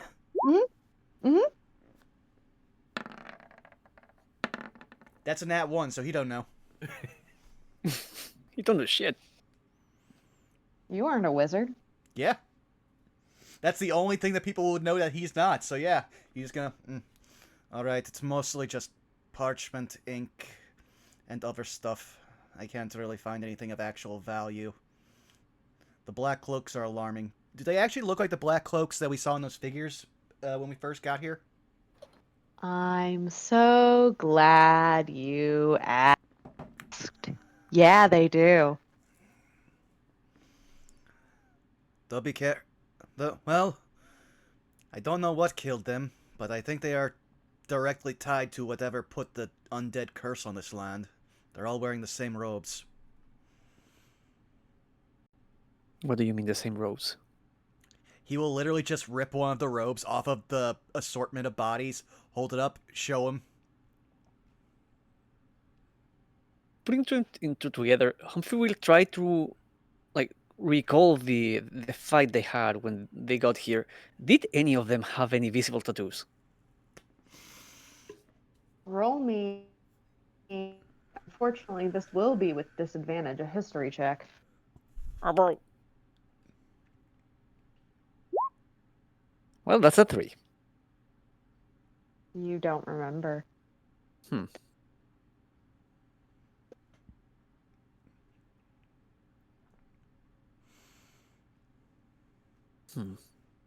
Mr. Branson, if you may, your notebook, could you try to get a replica, a recreation of that tattoo? Maybe important. I am not sure. He's gonna just go, as he looks over from what we've already heard, that tattoo is thoroughly fucked. Splendid. Never mind. To be fair, we also don't know... What were those? Oh? Nope. You finish your thought. Finish your thought. No, it's just you were getting cut out as you were saying that, so I didn't hear what you were saying. Oh, I said you're good. I said so about those perception checks. What were those rolls? My passive wisdom is 22. Correct. Mine is 23. 23. And Razvan? Razvan's perception, which I totally rolled before you said something. You actually did roll it. It's off It's up 20. there. Oh.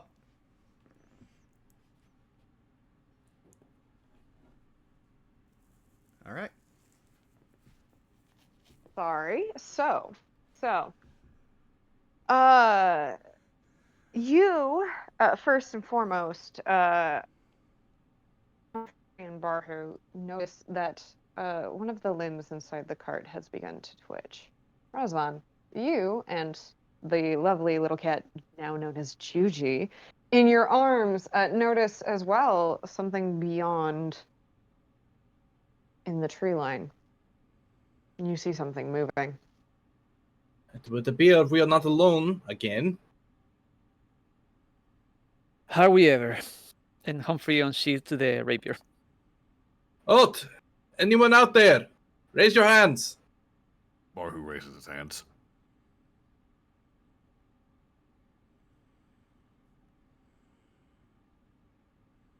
I don't think my limbs bend in that way.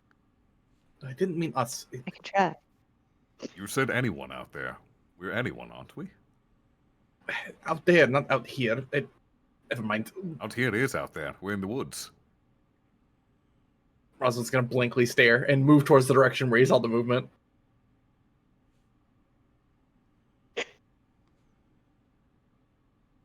You move towards it, and Razvan, as you continue to look, you notice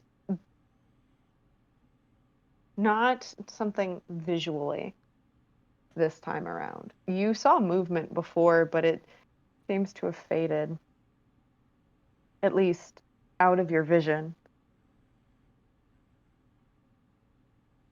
And then you start to realize, oh, no, it wasn't fading. It wasn't fading out of your vision.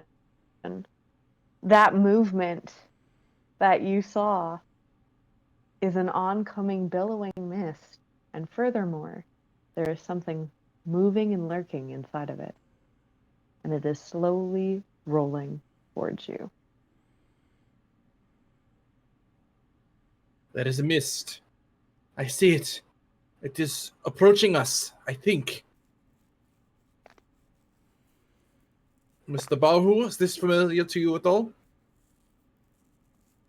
Is it familiar to me at all? Absolutely. And for all of you playing the home game, this is Ravenloft. Mm-hmm. There are many mists in the domains of Ravenloft. Absolutely, Barhu, you know of mists. So this is definitely the sort to be avoided. Correct. So, not to alarm anyone, but that is not to be contended with. Let us choose a different direction and proceed with haste. Then we will follow your lead, Mr. Barhu. Things are starting to move inside the cart as well. Whatever it is happening, it's agitated already. All right, lead the way. Is there any clear path that would take us out of the thing's line of sight? But still towards our destination. Go ahead and roll me a survival check. That is a 22. 22. You are able to determine. It may take a little bit of a detour, but you are able to determine that there is a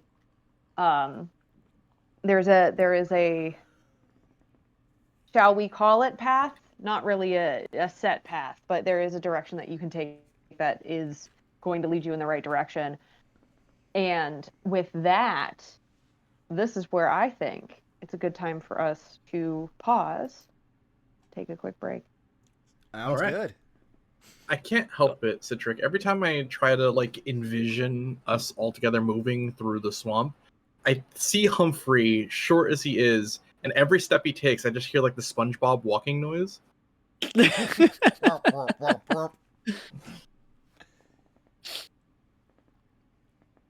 know what? Fuck it, canon.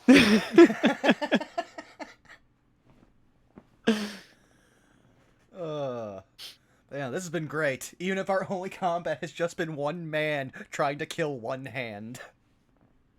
Well, everyone else Hand-to-hand runs. combat. Oh yeah, no. Well, Chad's been enjoying as soon as they're like, "Oh shit, there's Arkolf. This is gonna be fun."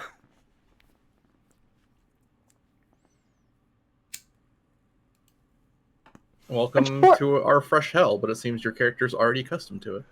Yeah. Glad to have you here. For Barhu, it was only a Tuesday. For them, it was the worst day of their life. Which, on that note, Orkov, I do hope you are having a good time here in our I was gonna think of a hand pun, but it's gone. Out of hand. Yeah. This is a very different character from what I normally play.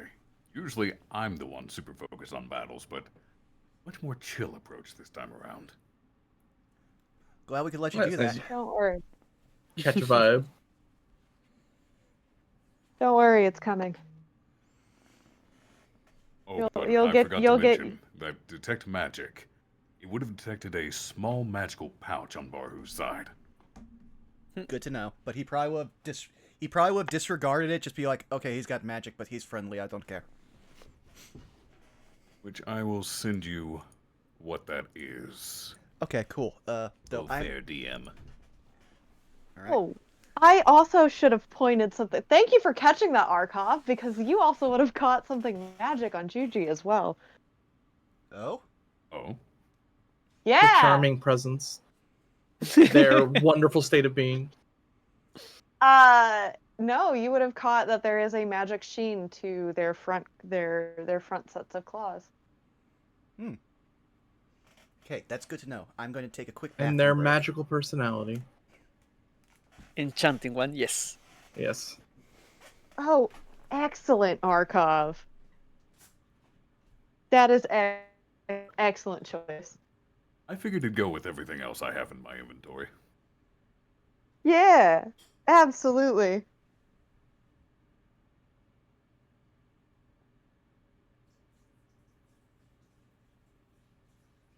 But yeah, fun session so far. Glad to have you on board.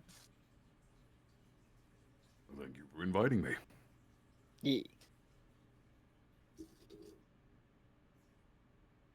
I said it was a bad idea to invite you, but it was out of my hands.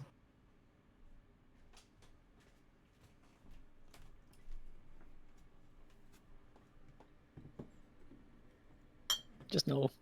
No.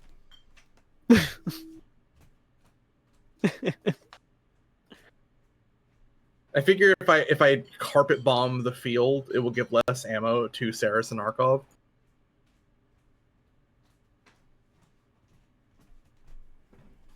So your idea was You to say fight that. fire with fire. I'm back. Welcome You back. say that, Zan. But there's an entire section called the handouts that have different things in them. They're just part of the campaign. True.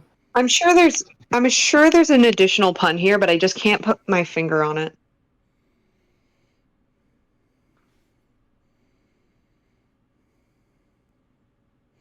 Do-do-do-do. I'm actually just using the tab Citric reminded me I made that I totally forgot even existed. As it happens, yes. Listen, man, I make that tab in every D&D server I use. No one has ever used it aside from us when we wanted to figure out what we're going to name the actual campaign. I mean, points for being organized. Points discounted for not using it. I will say I do find it entertaining that Vaughn's lamp is a blue light. Yes, that was Because that hand was trying to make use of the 5-finger discount on that dagger. There was a blue light. Well, it's also because, again, as I mentioned, this character is me throwing a bunch of like serial killers together and then basing it off of the main character from Pumpkin Scissor.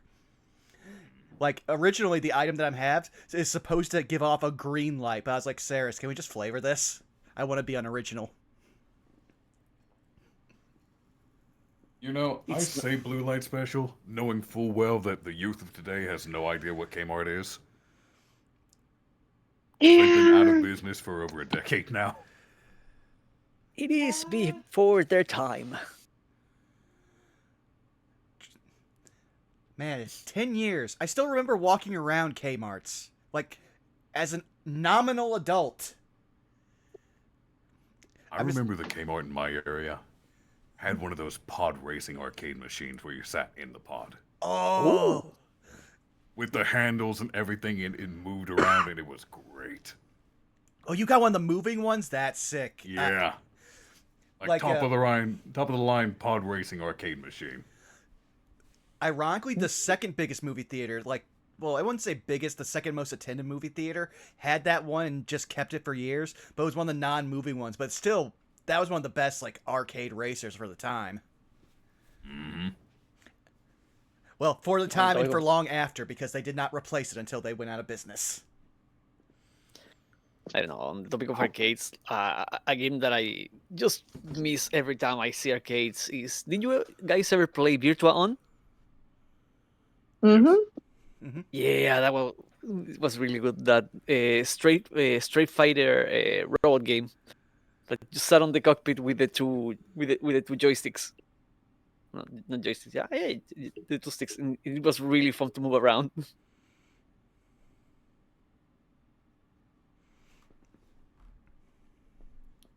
I was always one of those kids that would just dual-wield House of the Dead. Yeah. Ooh.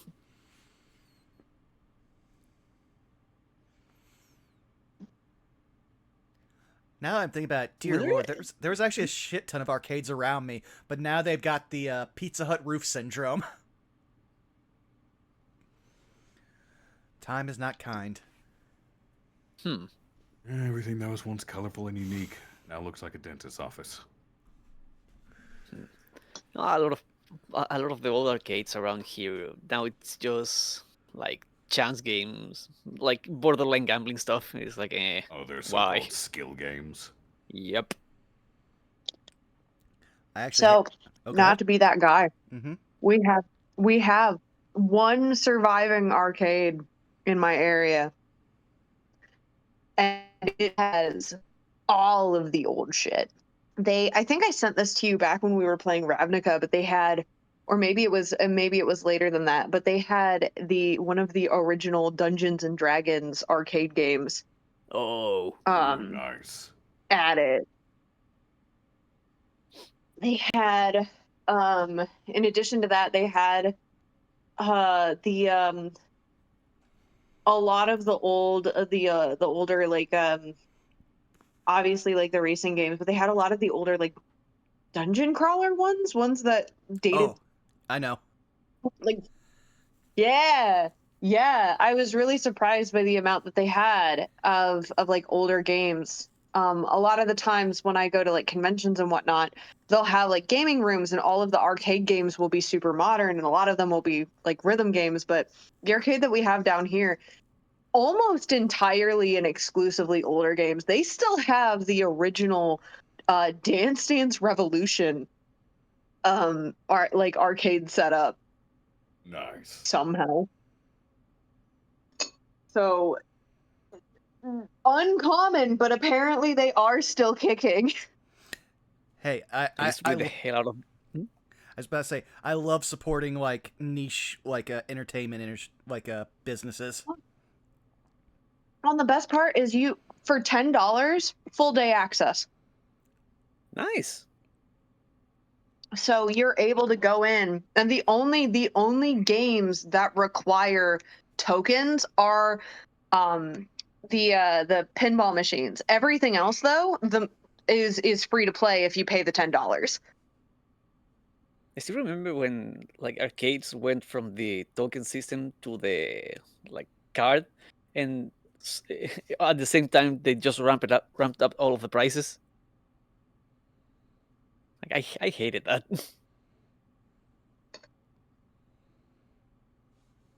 I mean, the card was handy, but just the price hike was no longer appealing to play arcade games. Also, Right. that was happening around the same time that like home consoles were really picking up. So, like, why? Why are you like undercutting yourself? You're making yourself the less appealing option.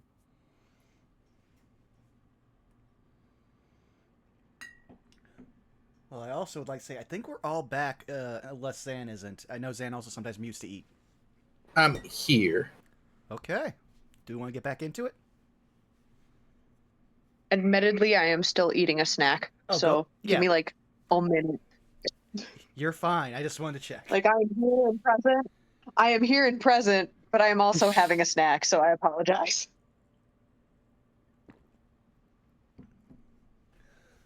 Yeah, something I don't know if you guys had like in the States, because again, at the same time, arcades were starting to go out of fashion. One of the contributing factors around here, because some people started to just buy a bunch of consoles and some cheap NTVs and would make like basically like arcades with those.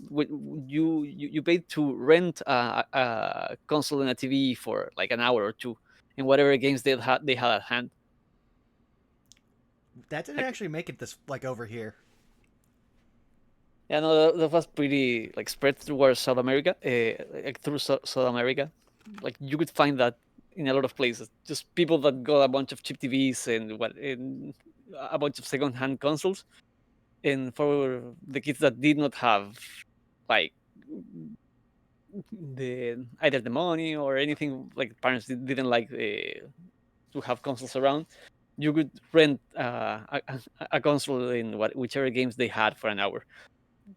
I used to play a lot of Dreamcast games that way. I did have an N64 like growing up, but that was a good way of just trying PlayStation games, Dreamcast games, and just not needing to have the console yourself or knowing someone that had it.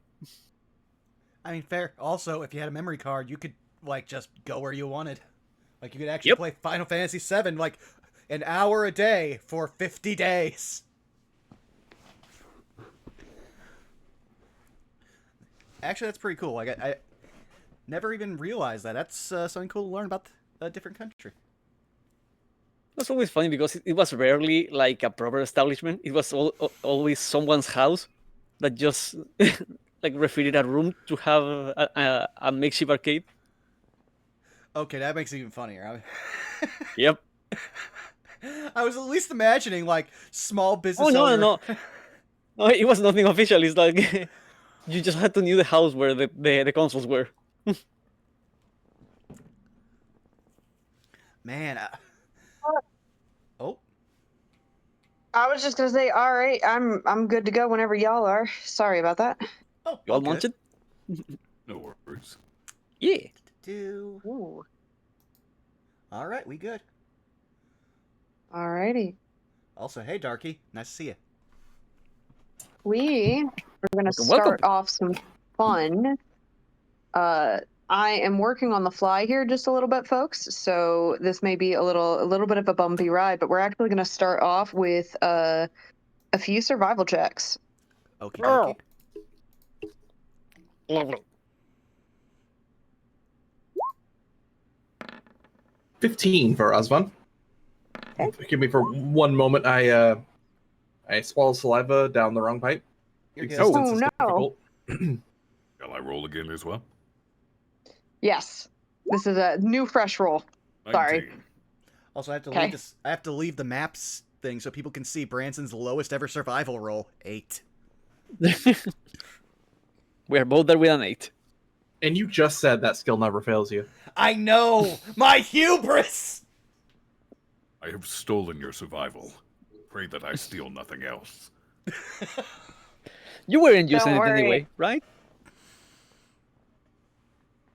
Say again? Don't worry. I said, don't worry. We're coming for his knees. As on that failure, I'm going to need a dexterity saving throw. Oh boy, Oh. this is completely heaven and hell for me. Not bad. Yeah, 15. All right. And 21 for Humphrey.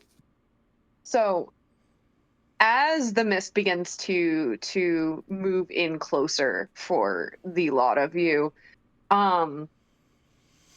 you in particular, Barhu, notice that it is picking up actually rather quickly. It is starting to gain as it is wont to do. This is not uncommon.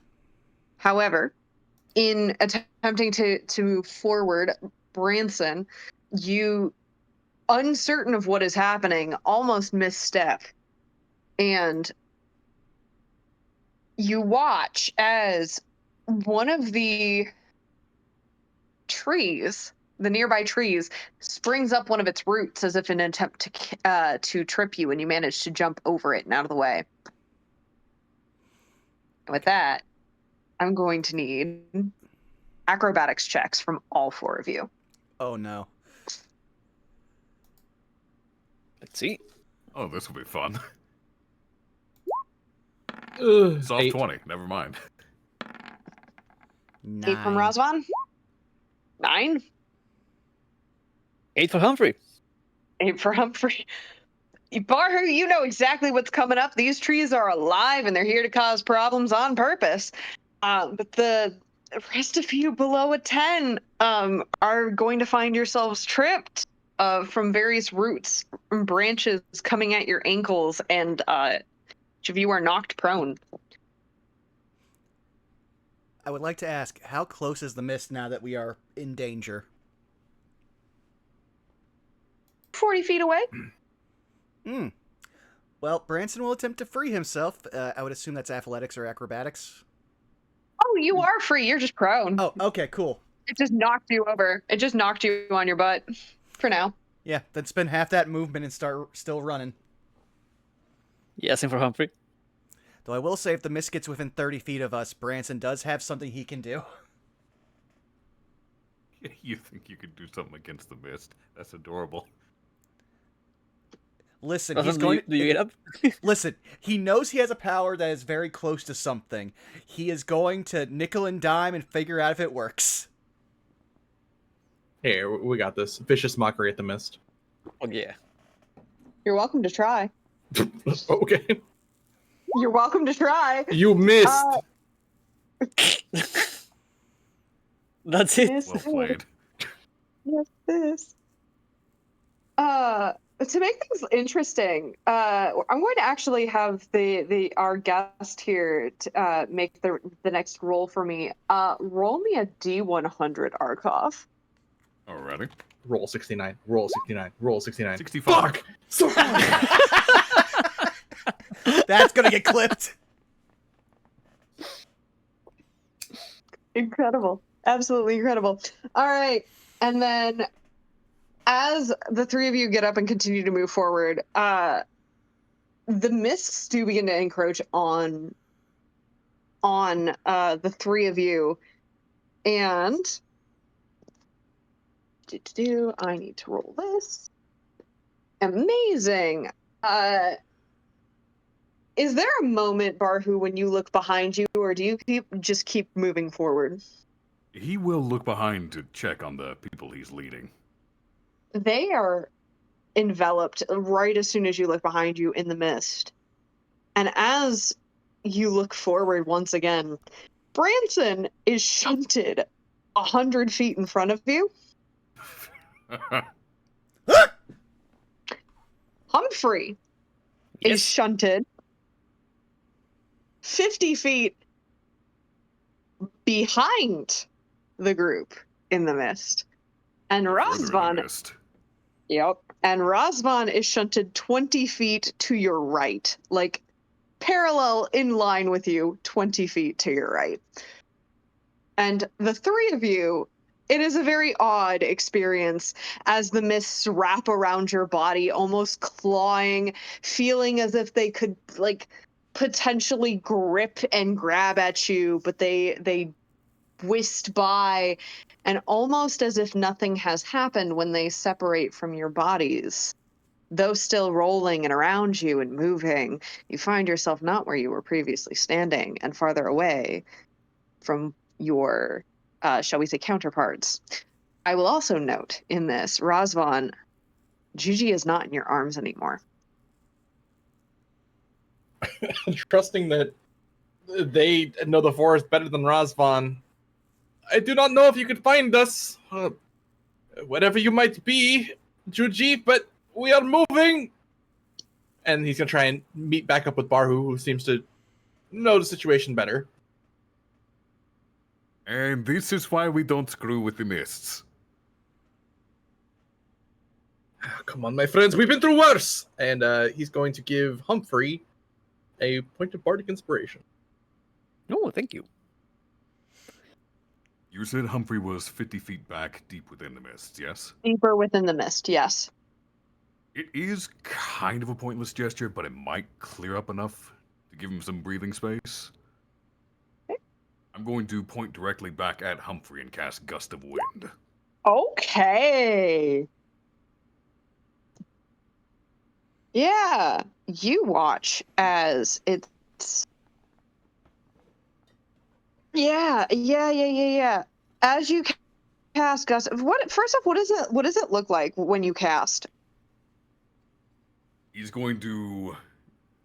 The walking stick he's holding, he'll tap it on the ground twice, swirl it, point it directly at Humphrey, and then this, for lack of a better term, explosion of wind just erupts forth from it, in a line in that direction. So we're gonna have a little fun with this because words as written, it reads That it makes it that a difficult for gust. me to move. Sorry, go ahead. You're good. No, actually, it wouldn't from where you're standing, Humphrey. It would not affect you. Rules as written. And furthermore, rules as written, it says the gust disperses gas or vapor. Mist is technically a vapor. You have a clear line, Humphrey, of 60 feet. That was the idea. So, just for clarification, you're pointing the wind towards you, right? Because I am behind you guys. If you point the wind towards the mist, I'm pointing at mist towards you to give you a clear path. I'm using the wind to clear your path. yeah. No, what I'm saying is that the direction matters because it will also push me back and make it harder for me to move towards the wind if that's the direction. It will not. Okay. It will not because it's 60 feet, and you are 60 feet away from him. Okay. So no, you will not. You are fine. Yeah, sorry. Just You're good. No, Okay. no. That is why I pulled it up and I went, yeah, rules is written. You're fine. Yep. Like if I keep it up, it could cause problems for you. But I just want to clear your path. Yeah. No, Humphrey for his part, the moment the mist start to catch up with him, he's looking really distraught and seeing the clearing in the mist. He's actually gonna spend one key point to do Step of the Wind. Like he's bolting, and as you see him do before, once gaining speed, he just it's done with walking and starts bouncing like a rubber ball. That is incredible. Yep. And because I believe I have the fastest running speed with 40 feet, so just bolts towards to the front. You not only bolt to the front, I need, because this is so funny to me. As soon as you start reaching and actually surpassing Barhu and Razvan, I actually need from you a dexterity saving throw, Humphrey. Will do. Mm-hmm. That's a 16. There's a cat on your head now. As you hear and with claws out, you do not take any damage, but with claws out, the gray and blue Sphinx cat, if it could be bottled brushed, it would be, but it has no hair and therefore cannot be bottle brushed, is gripping the sides of your face with its leggies, with its claws. Yeah, and again, like Humphrey is just like dashing, like really. He seems to be very distraught, if not afraid of the mist. So he's just running in the opposite direction, wherever we were going. He's just taking the lead and going on a straight line.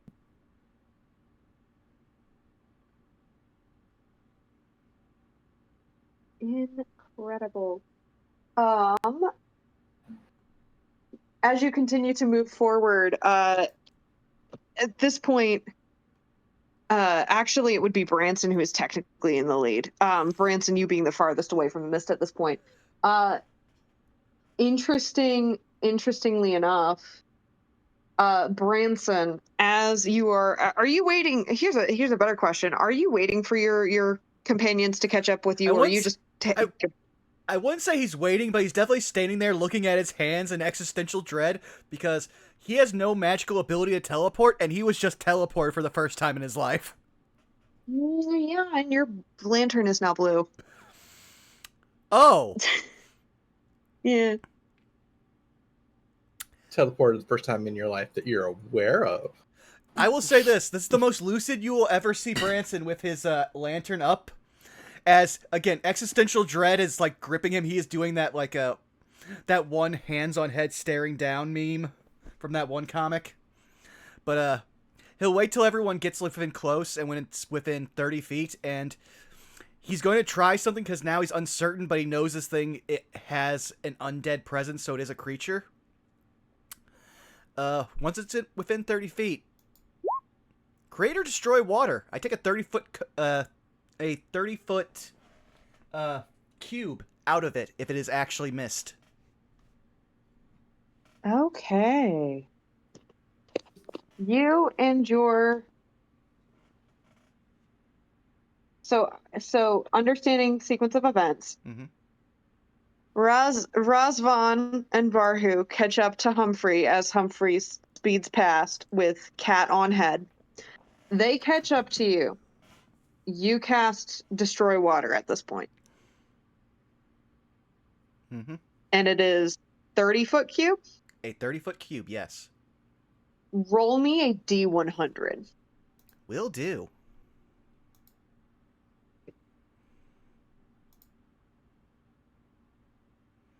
It's amazing how many games where rolling a D100 comes up with us. 28. I do them for a reason. I do them for many reasons. I'm not even talking about all our games. I'm just talking games on this channel. We do a lot of things where it's just like, roll a D100. Yeah. Okay. Interesting. You cast Create or Destroy Water. And as the mists begin to sort of dissipate around you and your cohorts for a moment,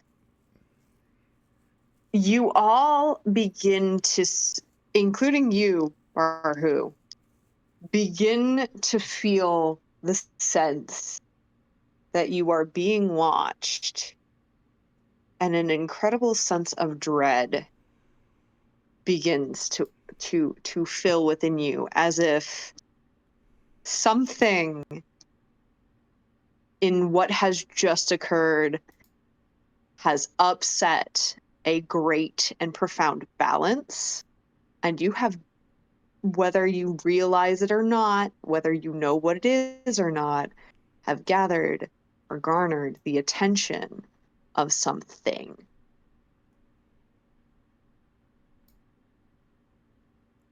Well, sorry guys, I fucked us. I think it's more Arkhov than Roll 69. Probably. Though I will also describe how this is because all my spells are flavored. Sure. You'll just watch Sure. as literally a small, like, again, a pillar of a bunch of different black lightning bolts just come down here and vaporize the mist in that area.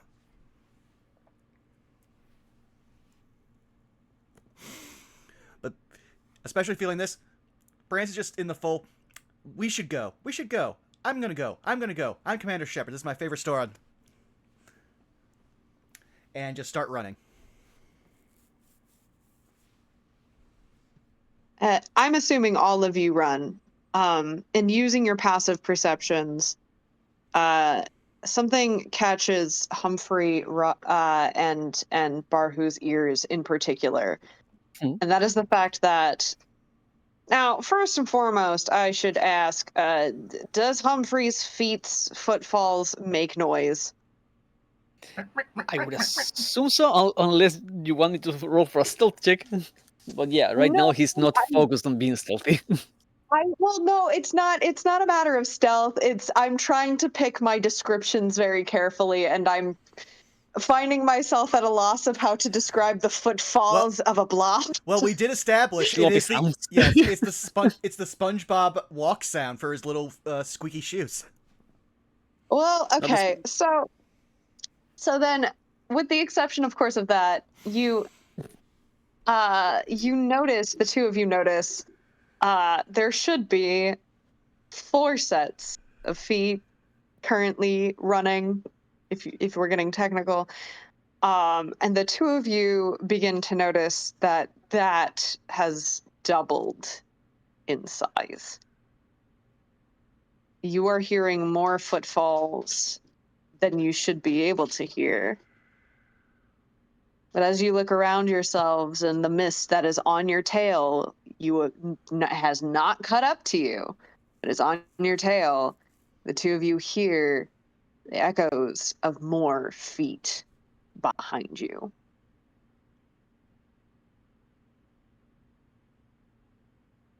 Now I have a question. Yep. Are we still within the 1-minute cast of my gust of wind? You still are. Then, assuming I'm at the back of the group to make certain they all keep going in the right direction, I'm just going to point the staff behind me and start doing a continuous blast of the gust. Incredible. It won't speed me up, but it might slow things down. Yeah, I gotta roll some rolls. I'm actually super glad you're using Gust of Wind, which nobody ever uses Arkolf. Because in a different game we're doing, I'm using another wind spell that nobody ever uses, which is Dust Devil. I'd consider taking that. I'd also consider taking Warding Wind, but being deaf In this area, it's a stupid idea. Oh yeah, no, totally. So, what was originally intended to be a method of developing suspense, you watch as almost like a bowling ball.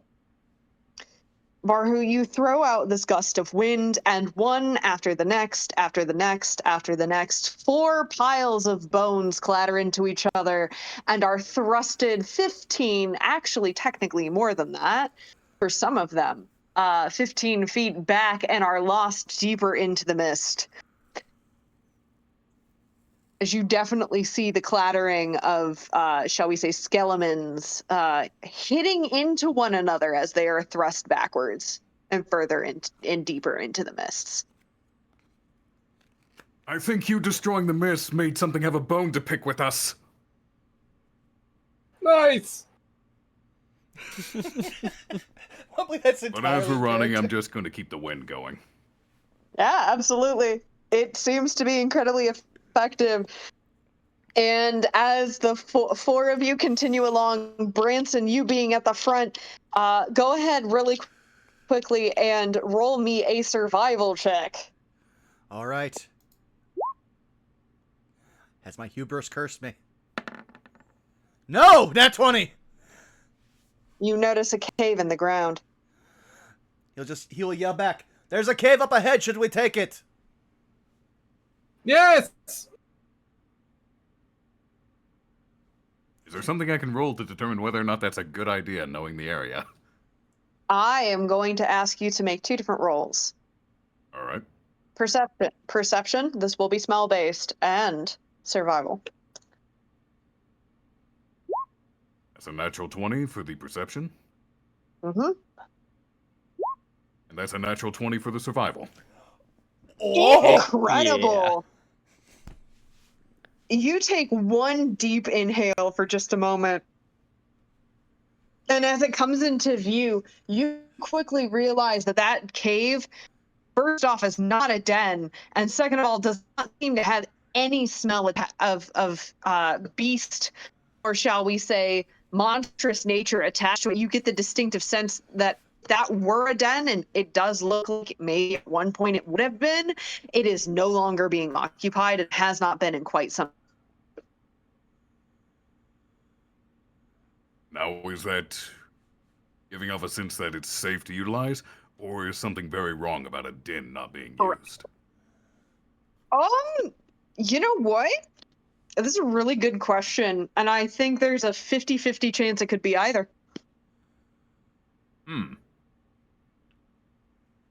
Whether or not you are willing to take the risk, knowing that this is probably one of the only bits of actual shelter from the mist you are going to get for a time, is up to you.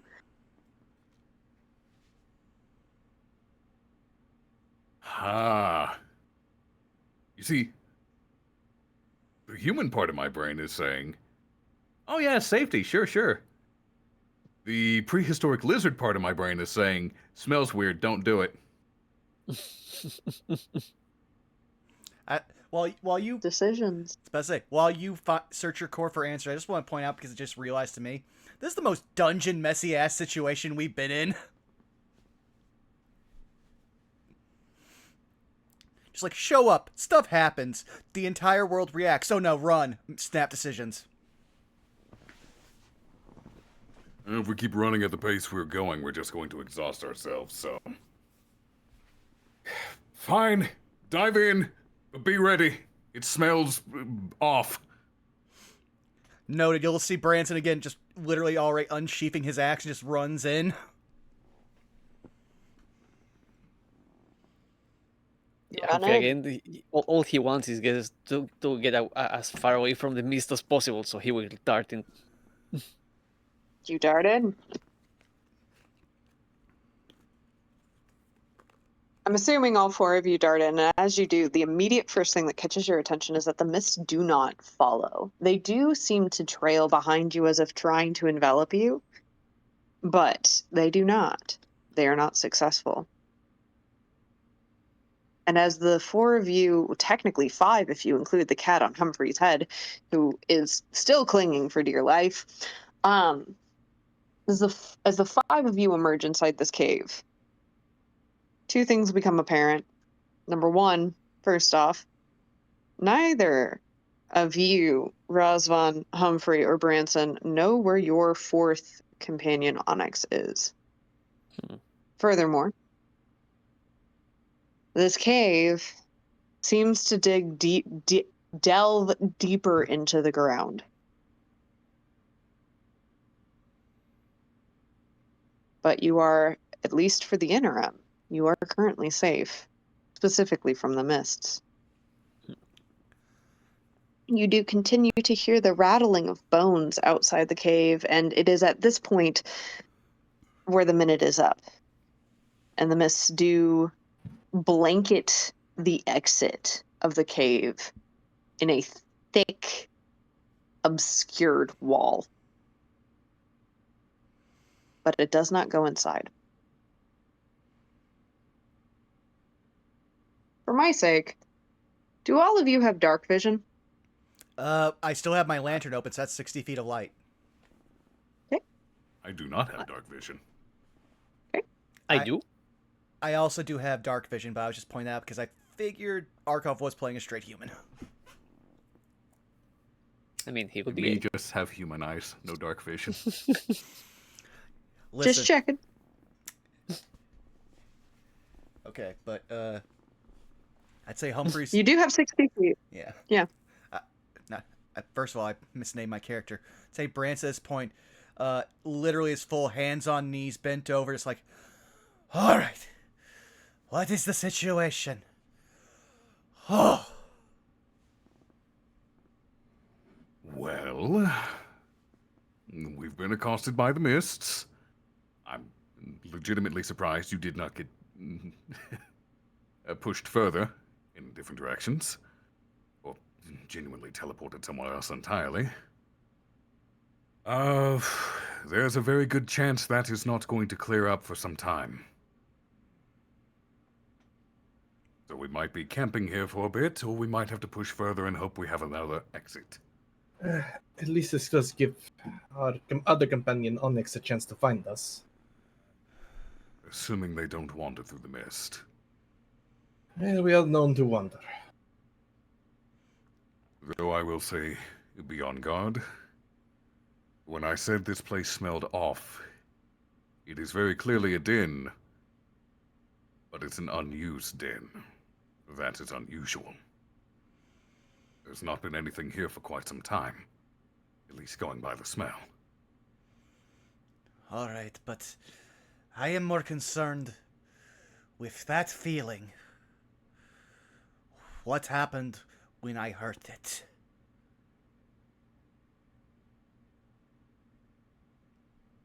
The mists are intrinsic.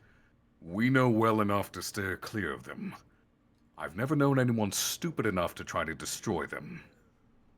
Whatever you did, it gave us some very unwanted attention. You'll see as he's finally got enough air, he's just going to look, just be like, noted. I am sorry if it's put you in more danger. Oh, no, don't worry about me. It's more concerning for you, because you were brought here by the mists, I assume. Since you're not native to Goticus. No, I was brought here by the voice that led me to the mists.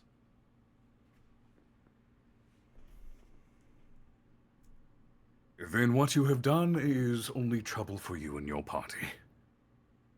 I mean, me for the interim, but, you know, that's neither here nor there. At which point he will turn to both, like, he will nod to Razvan, but because Humphrey's situation is so much worse for everyone, to be like, I am sorry. Humphrey, actually, he probably got the furthest into the cave before stopping than anyone else. And he's not been paying attention to the conversation. Once he's made enough distance with the mist, he'll just drop down and just try to compose himself. He's barely even noticed having Yuji on his face, on his head.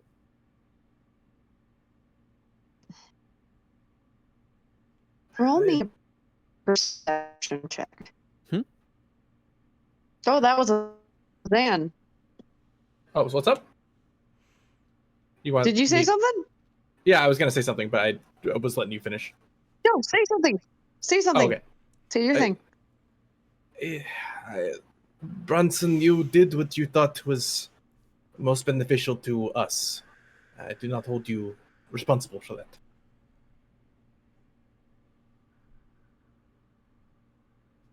That was it.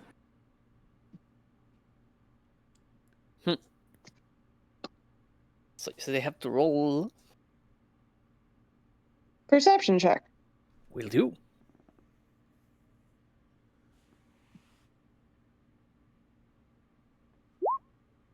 That is a 10. Appropriate. Since Well, I'm about to share with you because I thought it would be fun. The perception check of the lovely, lovely cat that's currently on your head.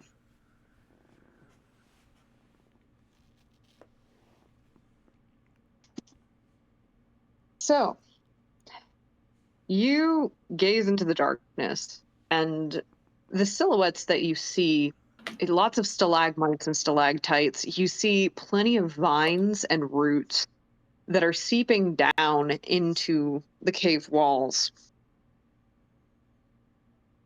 And for a moment, Humphrey, it's almost like looking into the void and the void looking back. It feels abnormally endless as you continue to gaze. But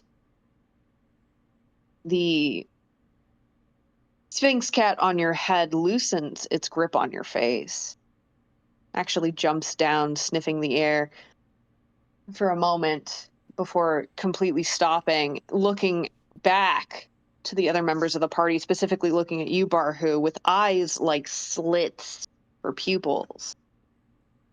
Something was here. But it wasn't what should be here.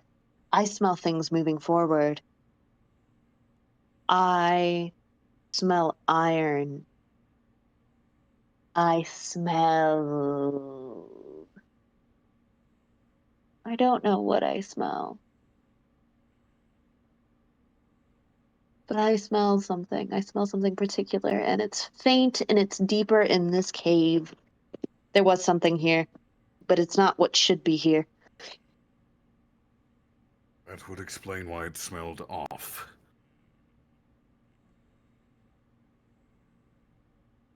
Well, what do you make of our situation, Juji? I can't imagine the mists will clear for a time.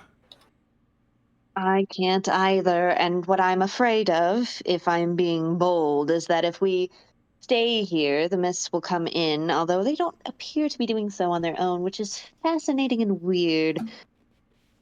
But I won't question whatever is going on. I just won't mind my own business. The other option is that we continue moving down into this cave.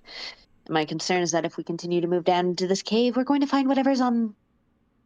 I don't want to say the other side because I don't want to assume that there is another side, but if there is something down there, whatever it is, whatever is deeper, we're going to have to end up facing it. What are our options? Do we stay here and we wait it out, or do we venture further to figure out whatever is in the unknown? I can offer you one thing, and the other three have already seen it, but I can offer you little. I cannot fight, not well, but I can offer other things. Your wisdom is more than enough. I do not expect you to fight. Does As for that our thing where options- cats like... Go ahead. I just said, does that thing like that cats do where they like pick at their claws with their teeth? As if, As for our options- appreciative of your comment. I'm so sorry. I keep interrupting you. No, you're fine. That's Discord latency. As for our options, if we go into the mists, there's no telling where we'll end up, much less what will find us in the mist to potentially tear us apart. If we simply stay where we are, we have to contend with the idea that the mist, or whatever's in it, could emerge into the cave, or what's already in the cave could sandwich us between it and the mists. It may be better to play the part of the bold and venture forth into the cave and hope we find another exit.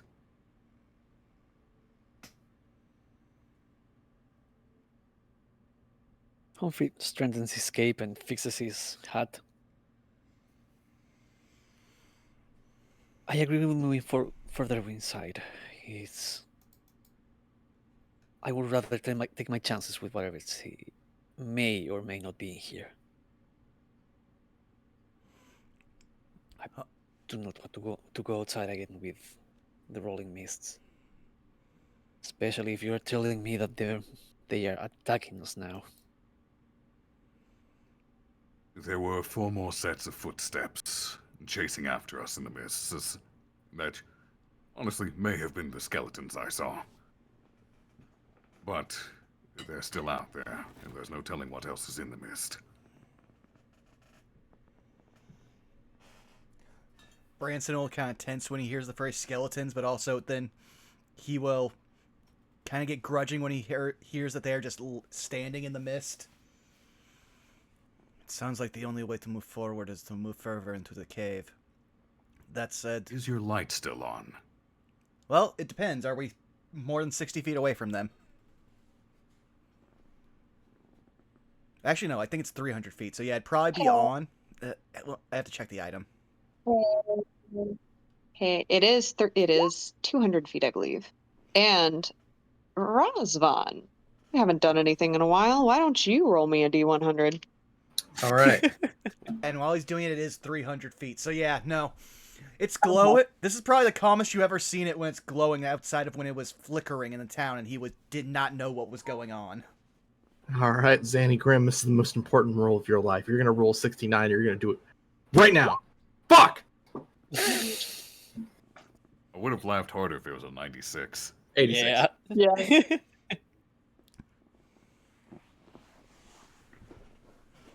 What is it? 86. 86. I would like to use my inspiration to... No, I'm kidding. If you would like. No. Go for broke. I also need to remember to include the Discord link to your magnificent art that chat's been gifted with, Zan. Oh, no, you posted it? Yeah. Oops. Listen, we've already known that there's no cake, just Jello. Fine art. So, as I take my glasses off and pinch the bridge of my nose, the light does not dim. It flickers ominously changing from blue and then normal and then blue and then normal. It's almost like it can't decide whether or not there is the presence of undead or not. You will see Branson just growl, smack this thing with the flat of his hand, and just be like, I'm beginning to hate this land. But we should move forward. Again, as I was saying, my magic is almost completely diminished. Be aware. Wait, what are we going to do with Onyx? We left her behind. Well, she left us behind, but... She's found us before in even stranger circumstances. I'm certain that she will find us again. Mr. Razvan, do you mind checking your back pocket? He will check his back pocket. All of the money that you all had is currently in your back pocket, and there's a chestnut there. Oh. I do not know how this got there, but I appreciate it. I saw her snuggle in your robes when she was leaving. Did not bury it up at the moment because I was not expecting her to disappear again, but yeah. I guess that's a sign that we may be able to move forward for now if she left all the money behind. To be fair, that's a fair amount of coinage. She probably gave it back to him just so that way it would not alert anyone to their presence as they moved. They will probably be unmolested.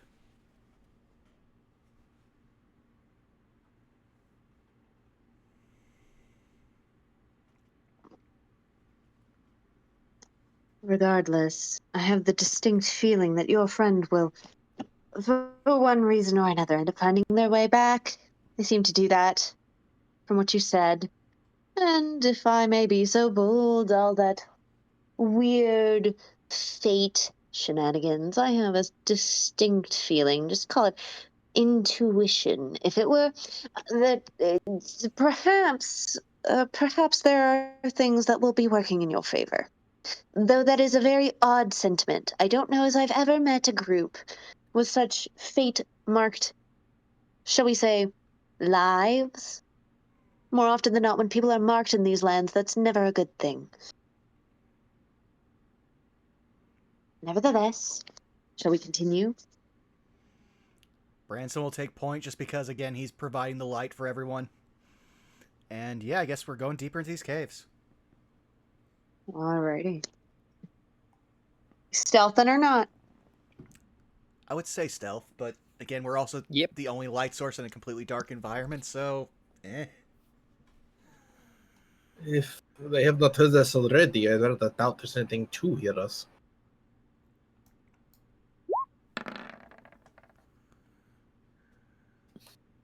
12. 23. 7. Makes sense. Big boy. 21. Oh, I no. imagine Barhu's just tapping his staff every time he takes a step. This Barhu also kicked up. Let me get MS Paint back. Boy is dummy thick. No, I'm kidding. We have fun here. Just, my mic would not pick it up, but it's just kind of that clapping sound every step. Is it the thunder thighs? Is it the staff? That is left up to your imagination. As you continue to move forward, though, there does seem to be differences. Something particularly interesting that the three of you recognize as something that you have seen before, but Barhu, this is different. You've been wandering around these woods for quite some time, and you've known and lived in these woods your whole life.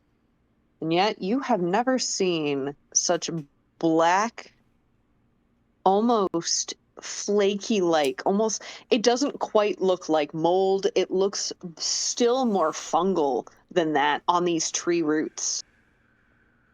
that you are passing. And they don't look like the kind of fungi that you would expect to see growing on the sides of a moist, like, enclosure, like a cave.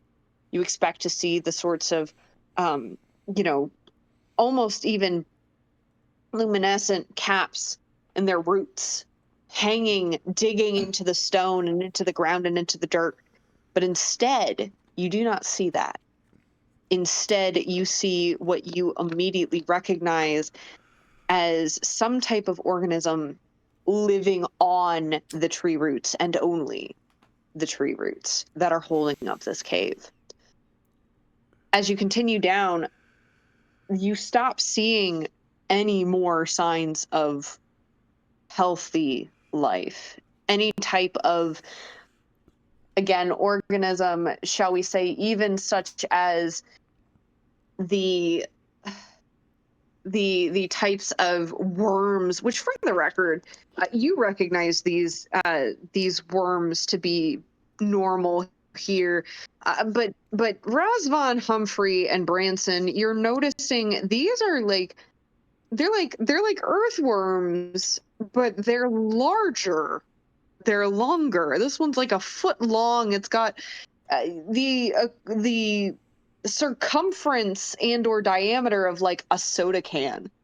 Sarah, I get it. It's a mistake. People make this mistake all the time. It's actually a snake.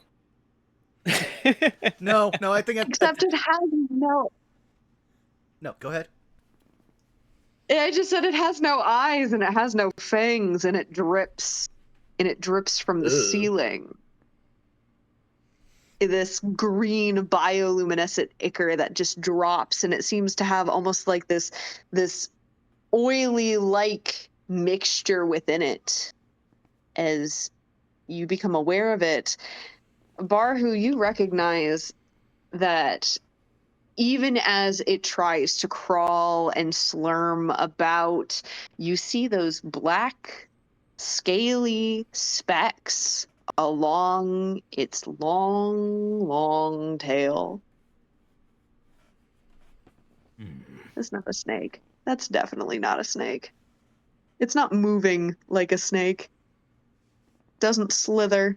It crawls. It wriggles. It writhes. Giant gummy worms, got it. Is there anything I can roll to determine more about those black flakes? Absolutely. Your choice. It will give you different information. Arcana or nature. They're both equally bad, so let's go with nature. Okay. Soft 20, never mind. Okay. So first and foremost, you would recognize this as some type of corruption, some type of blight, almost like it almost looks like a symptom, right, of like a sickness. But because it is on most of what you're seeing around here, something tells you, and you. This is going to sound really gross, but you try to get a better look, and if you do, I'll leave this up to you. But if you do decide you want to touch it, maybe pick one off one of the roots that is in the cave walls, it crumbles in your fingers in such a way that does not feel organic to the touch. It almost dissipates into a powder, and something about the nature of it in and of itself feels to and even smells unnatural. To point out the irony here on a nature check, this is inorganic. Whatever this substance is, whatever this blight, this corruption is inorganic. Oh. Something has been, for lack of a better term, corrupting things from in this cavern. These black scales are unnatural, very powdery. It's not like anything I've ever seen before. I wonder if the source could be deeper within this cave.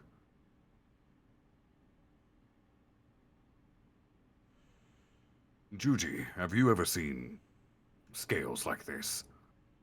We saw them actually up towards the north. When we were originally heading out of that town, we noticed that there was a lot of this actually infecting the trees. In fact, some of the trees ended up coming to life. It was very weird. It was almost like some type of blight or sickness had overcome an entire half of the wood, separated from literally the path, and it almost looked like it was encroaching on the other side. Boys, you can attest to this. Mm-hmm. Aye, that is true. We had to avoid a good big patch of the forest because everything was just coming alive, trying to get us.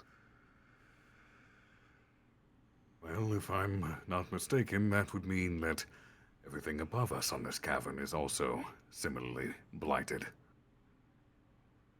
Be on your guards. I have to wonder. Maybe this is a stretch, but we're seeing a lot of these different things that feel separate. I'm starting to wonder if they're not actually separate things occurring. Nothing out here has seemed consistent since our arrival. If this is not normal to both you and Barhu, then certainly that something is far more strange than it appears. Indeed. And as the five of you continue deeper into the cave, you start to notice other signs as well. It strikes you as strange. At first, you almost miss it. But after seeing the third runic symbol carved inside of the rocks, you start to wonder if something else has been in here. At this point, I would like Barhu to make me, and Branson, you know what? You can do this too. A survival check. Will do. That is 24. 24. And that's 17. 17.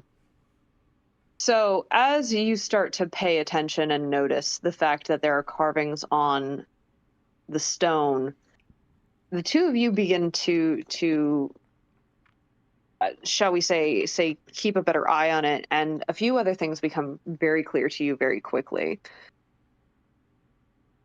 Whatever had made these markings was not only incredibly sharp, but incredibly precise, likely thin. These carvings do not look like the type of carvings, yes, in stone, but they don't look like the carvings of someone who has been scratching for a very long period of time. They seem to be practiced. Someone who has done this sort of work over, like over and over and over again. Someone who's incredibly practiced. And Is you there would anything know. we can roll to determine what the runes are? That would What be an purpose they Arcana serve? check.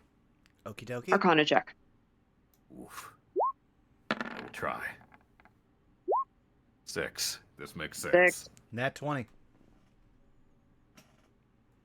This also makes sense. You can't necessarily place exactly what they are, Branson, but you do recognize signs of necromancy. You've studied it immensely.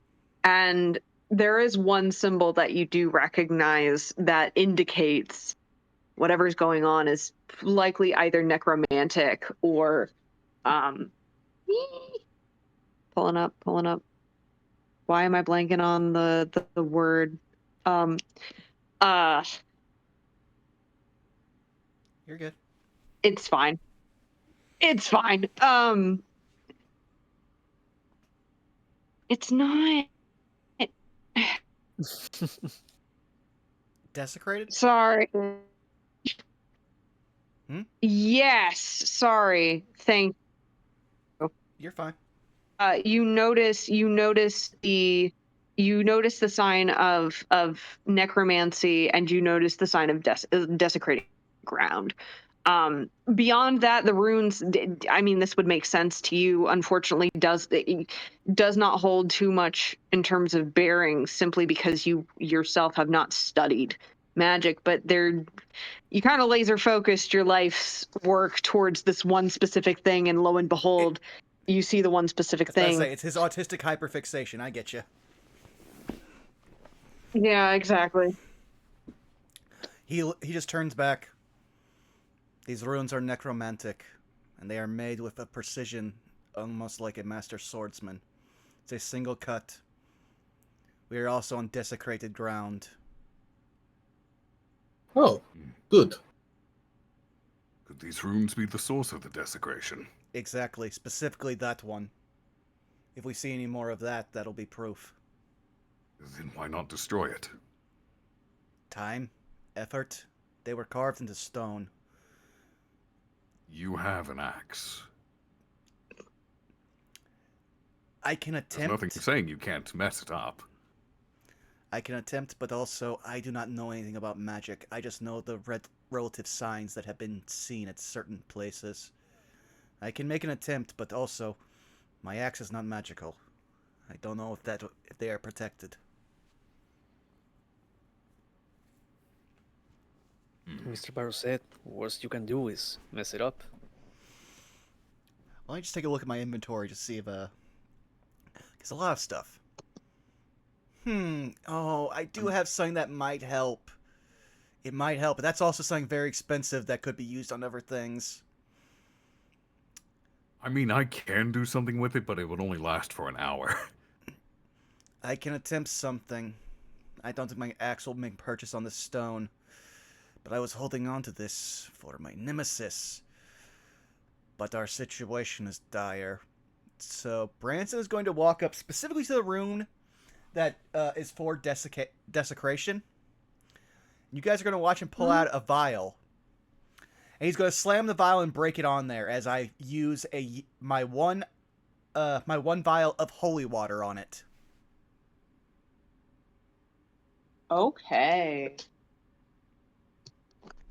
You watch as you break the vial of holy water that virtually everything, including the dirt itself and any of the roots that might be attached to the stone or the surrounding dirt, begin to sizzle as if like steam.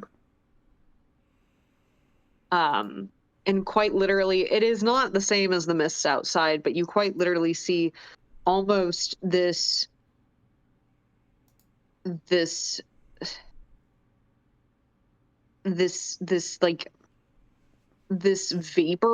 It kind of has this weird smell to it. But this vapor quite literally rises before it dissipates off of the stone itself and everything surrounding it. I have done something, but I cannot fully know. To only know would be to use a spell, and it would be for a small area.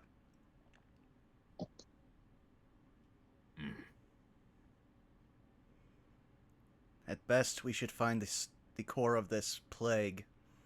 If it is still supplying magic, then possibly we can detaint this land. Otherwise, we are basically trying to patch cuts on a giant.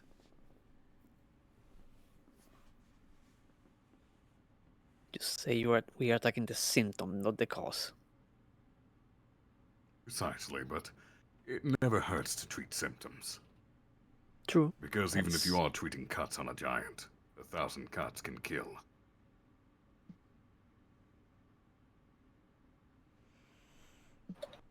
Let's try to dispatch of these carvings as we find them, because if we are just getting into this cave, we can expect to find more as we go down. And as you continue down, you reach a point where the cave begins to actually disperse into a system. And this is where, if we had power, I would actually bring you to a map. However, we're going to have to makeshift theater of the mind temporarily, probably I do ask that you be patient and bear with me on this, but we're going to roll with it. That's fine. I figure probably the smartest way is if you have your notebook open, I do. Yeah, just remember where we're going and just tell us, like, we will make direct, like, left and right choices and everything. We just want to be clear so you can write it down. And then obviously I will update the map on Roll20 when we actually get there. But you are faced with, unfortunately, a 4-way, if you include where you are coming from, 4 ways. One directly in front of you, one slightly to the left, and one at a 90-degree angle to the right. What you do see, the one heading directly in front of you actually seems to lead towards a stairs. And for the first time, there is, though unlit, a lantern laying in the middle of the pathway. Seems to have at one point been used, although it is currently not active and currently does not have oil in it. To your right, you notice that there are torches that are actually hung onto the wall. And it seems to go off further into the darkness. It's a little difficult to see from here. And the one to the left, you notice, leads a bit of a dead end, but someone has gone out of their way to fasten themselves, like, it almost looks like one of those, like, hanging fringy, like, door, like, you know those door decorations that kind of hang down with, like, the strings, and sometimes they have like shapes or whatnot dangling from them. It looks very similar. Curtain. Yeah, like a door curtain, but it's been fastened together by vines and roots that have been sewn together with some type of thick, it almost looks like string, but it looks almost too thick to be string, and yet it's too thin to be rope. And it has somehow been fastened into the roof of the cave, and it hangs down. Would that stick out to me at all? Oh, absolutely. Who in their right mind is making curtains out of tree roots? And also, the tree roots are covered in that black, scaly substance.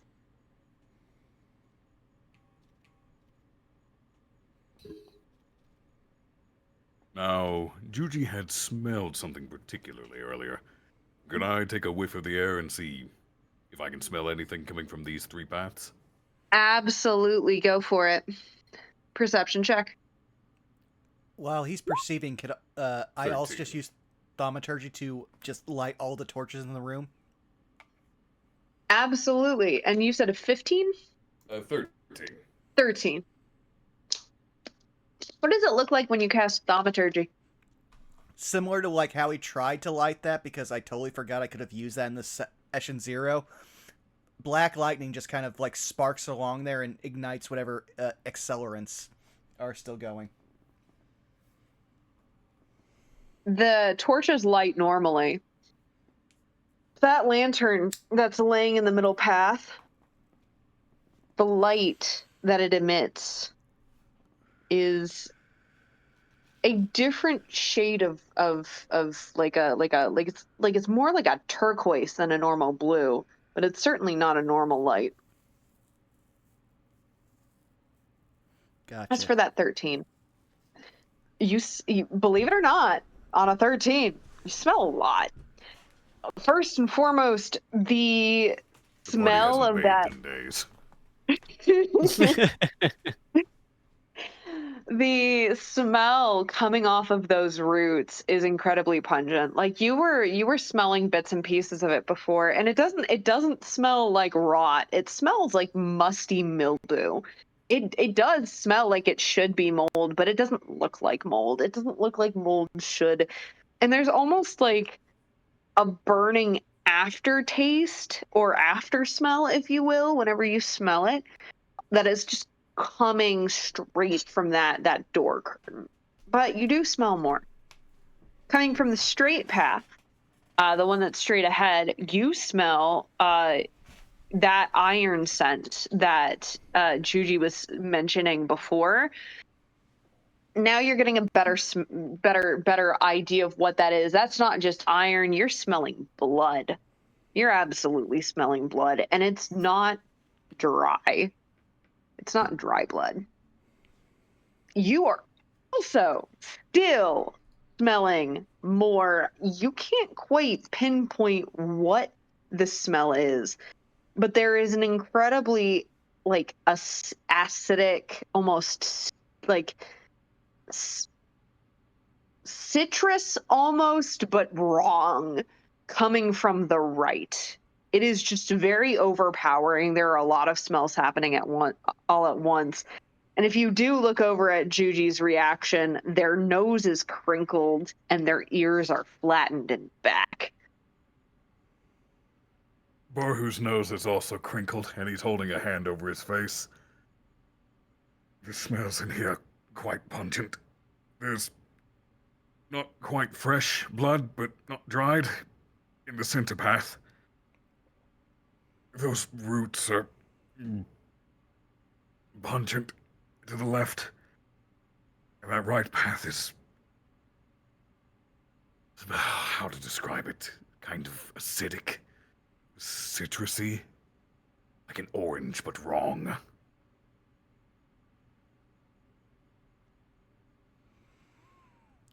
Then I would say we should take the path where the blood is freshest. That means something is there. That would be the center path. Right. And also... That's the iron that Juji was smelling. Also just want to check, since we're at the 3-hour mark, if we wanted to go forward or not.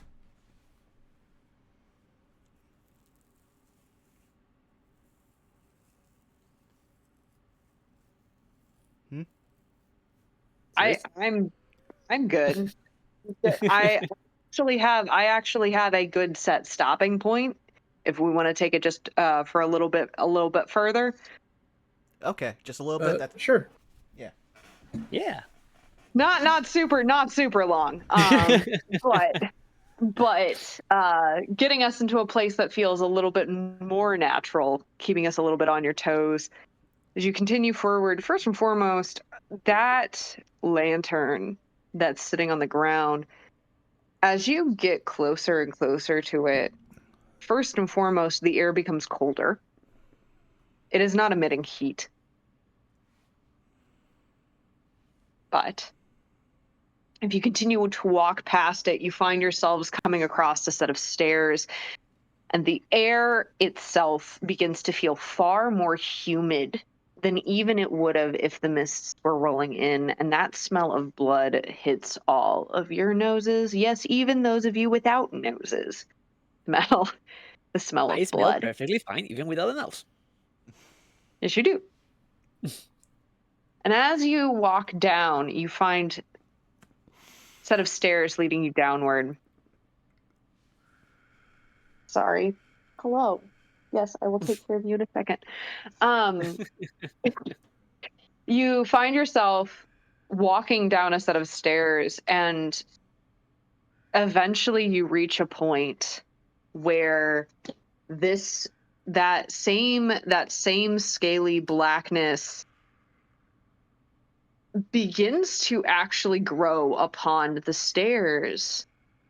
And if you take a closer look at it, no, I don't need a roll for this, you find that it is growing in bloodstain. Eventually you reach the landing, and the bloodstain continues leading into the darkness. And as you emerge into a center area, you find that, yes, lit up already by Branson's lantern, but the lights, multiple lanterns, flick on with that same turquoisey glow hanging from the ceiling of this cavern that you have entered, hanging from various different roots, almost like they were placed there intentionally with hooks. Your eyes fall upon a cavern, an open space that has been deliberately carved. Barhu, you would recognize this to normally be the central sleeping area of a den, but it strikes you as wrong. It is too perfect. There are a few claw marks here, and instead of finding like a nesting, you sure do find bone, but you find as well coffin, multiple on their hinges, some broken, some weathering, and some perfect in various stages of, I wouldn't call it decay, but in various stages of being overcome by whatever the scaly blackness is that has been overtaking anything organic. And in the center of this room, you see an array of some type that has also been overcome by this corruption. Again, you don't need to roll for this. You immediately detect the sight that everything that has been drawn on the ground is blood. And as the five of you begin to take in the smell and begin to take in your surroundings, the ground below you rumbles. And a hand reaches out, gripping Razvan's ankle. And with a bony hand now gripping, as I just said, that is where we're going to pause for tonight and end our session. Oh boy. Told you they had a bone to pick with us. Damn it. Well, this has been a great session, and as always, thank you, Arkall, for joining us. This has been a pleasure. Heck Thank yeah. you for inviting me. I mean, I should have brought this up during the break. This is also, it's been like 2 years that I've been trying to get you into a game, and it took us this long to align, so yeah, this has been just a pleasure. I apologize if it seemed a bit disjointed today. I had No, something a you're little fine. bit more streamlined, a little bit more succinct, but with the lack of power and the lack of access, I'll be the first to admit certain things had to be made up on the fly, and I hope it was a good first of two. Yep. But I also know certain people need to start just taking a step away. So Zan, why don't you start us off? Okay. Hi, it's me, Xanalis Grim here. You can find me over on my Twitter at Zanny_Grim. You can also find me over at my Twitch channel at Xanalis or twitch.tv/XanalisGrim. Tomorrow in the evening, I should be, I think, streaming some Darktide at around 7 p.m. PST. And then, assuming there's no Halo on Tuesday, it might be the same there. But for more updates to what I might be doing, because a lot of roleplay's off due to people's conventions, I might do some one-offs. Not sure yet. Keep a lookout for my Twitter if you want to know more. And with that, I will throw it towards my buddy, Citric. Hello, it's me. Hi, I'm Cedric. You can find me pretty much everywhere at Cedricking, everywhere being Blue Sky, Twitter, etc., etc. Right now, like a lot of my plates, so commissions are on hold, and you might see me posting stuff eventually, but probably not within July. Other than that, you can see me here playing Humphrey every other Sunday, and starting next Tuesday, so just 2 days away, we are picking up with Pack Tactics, our Warlock game in this very channel. That would be every other Tuesday, so they will be close one for another. Mm-hmm.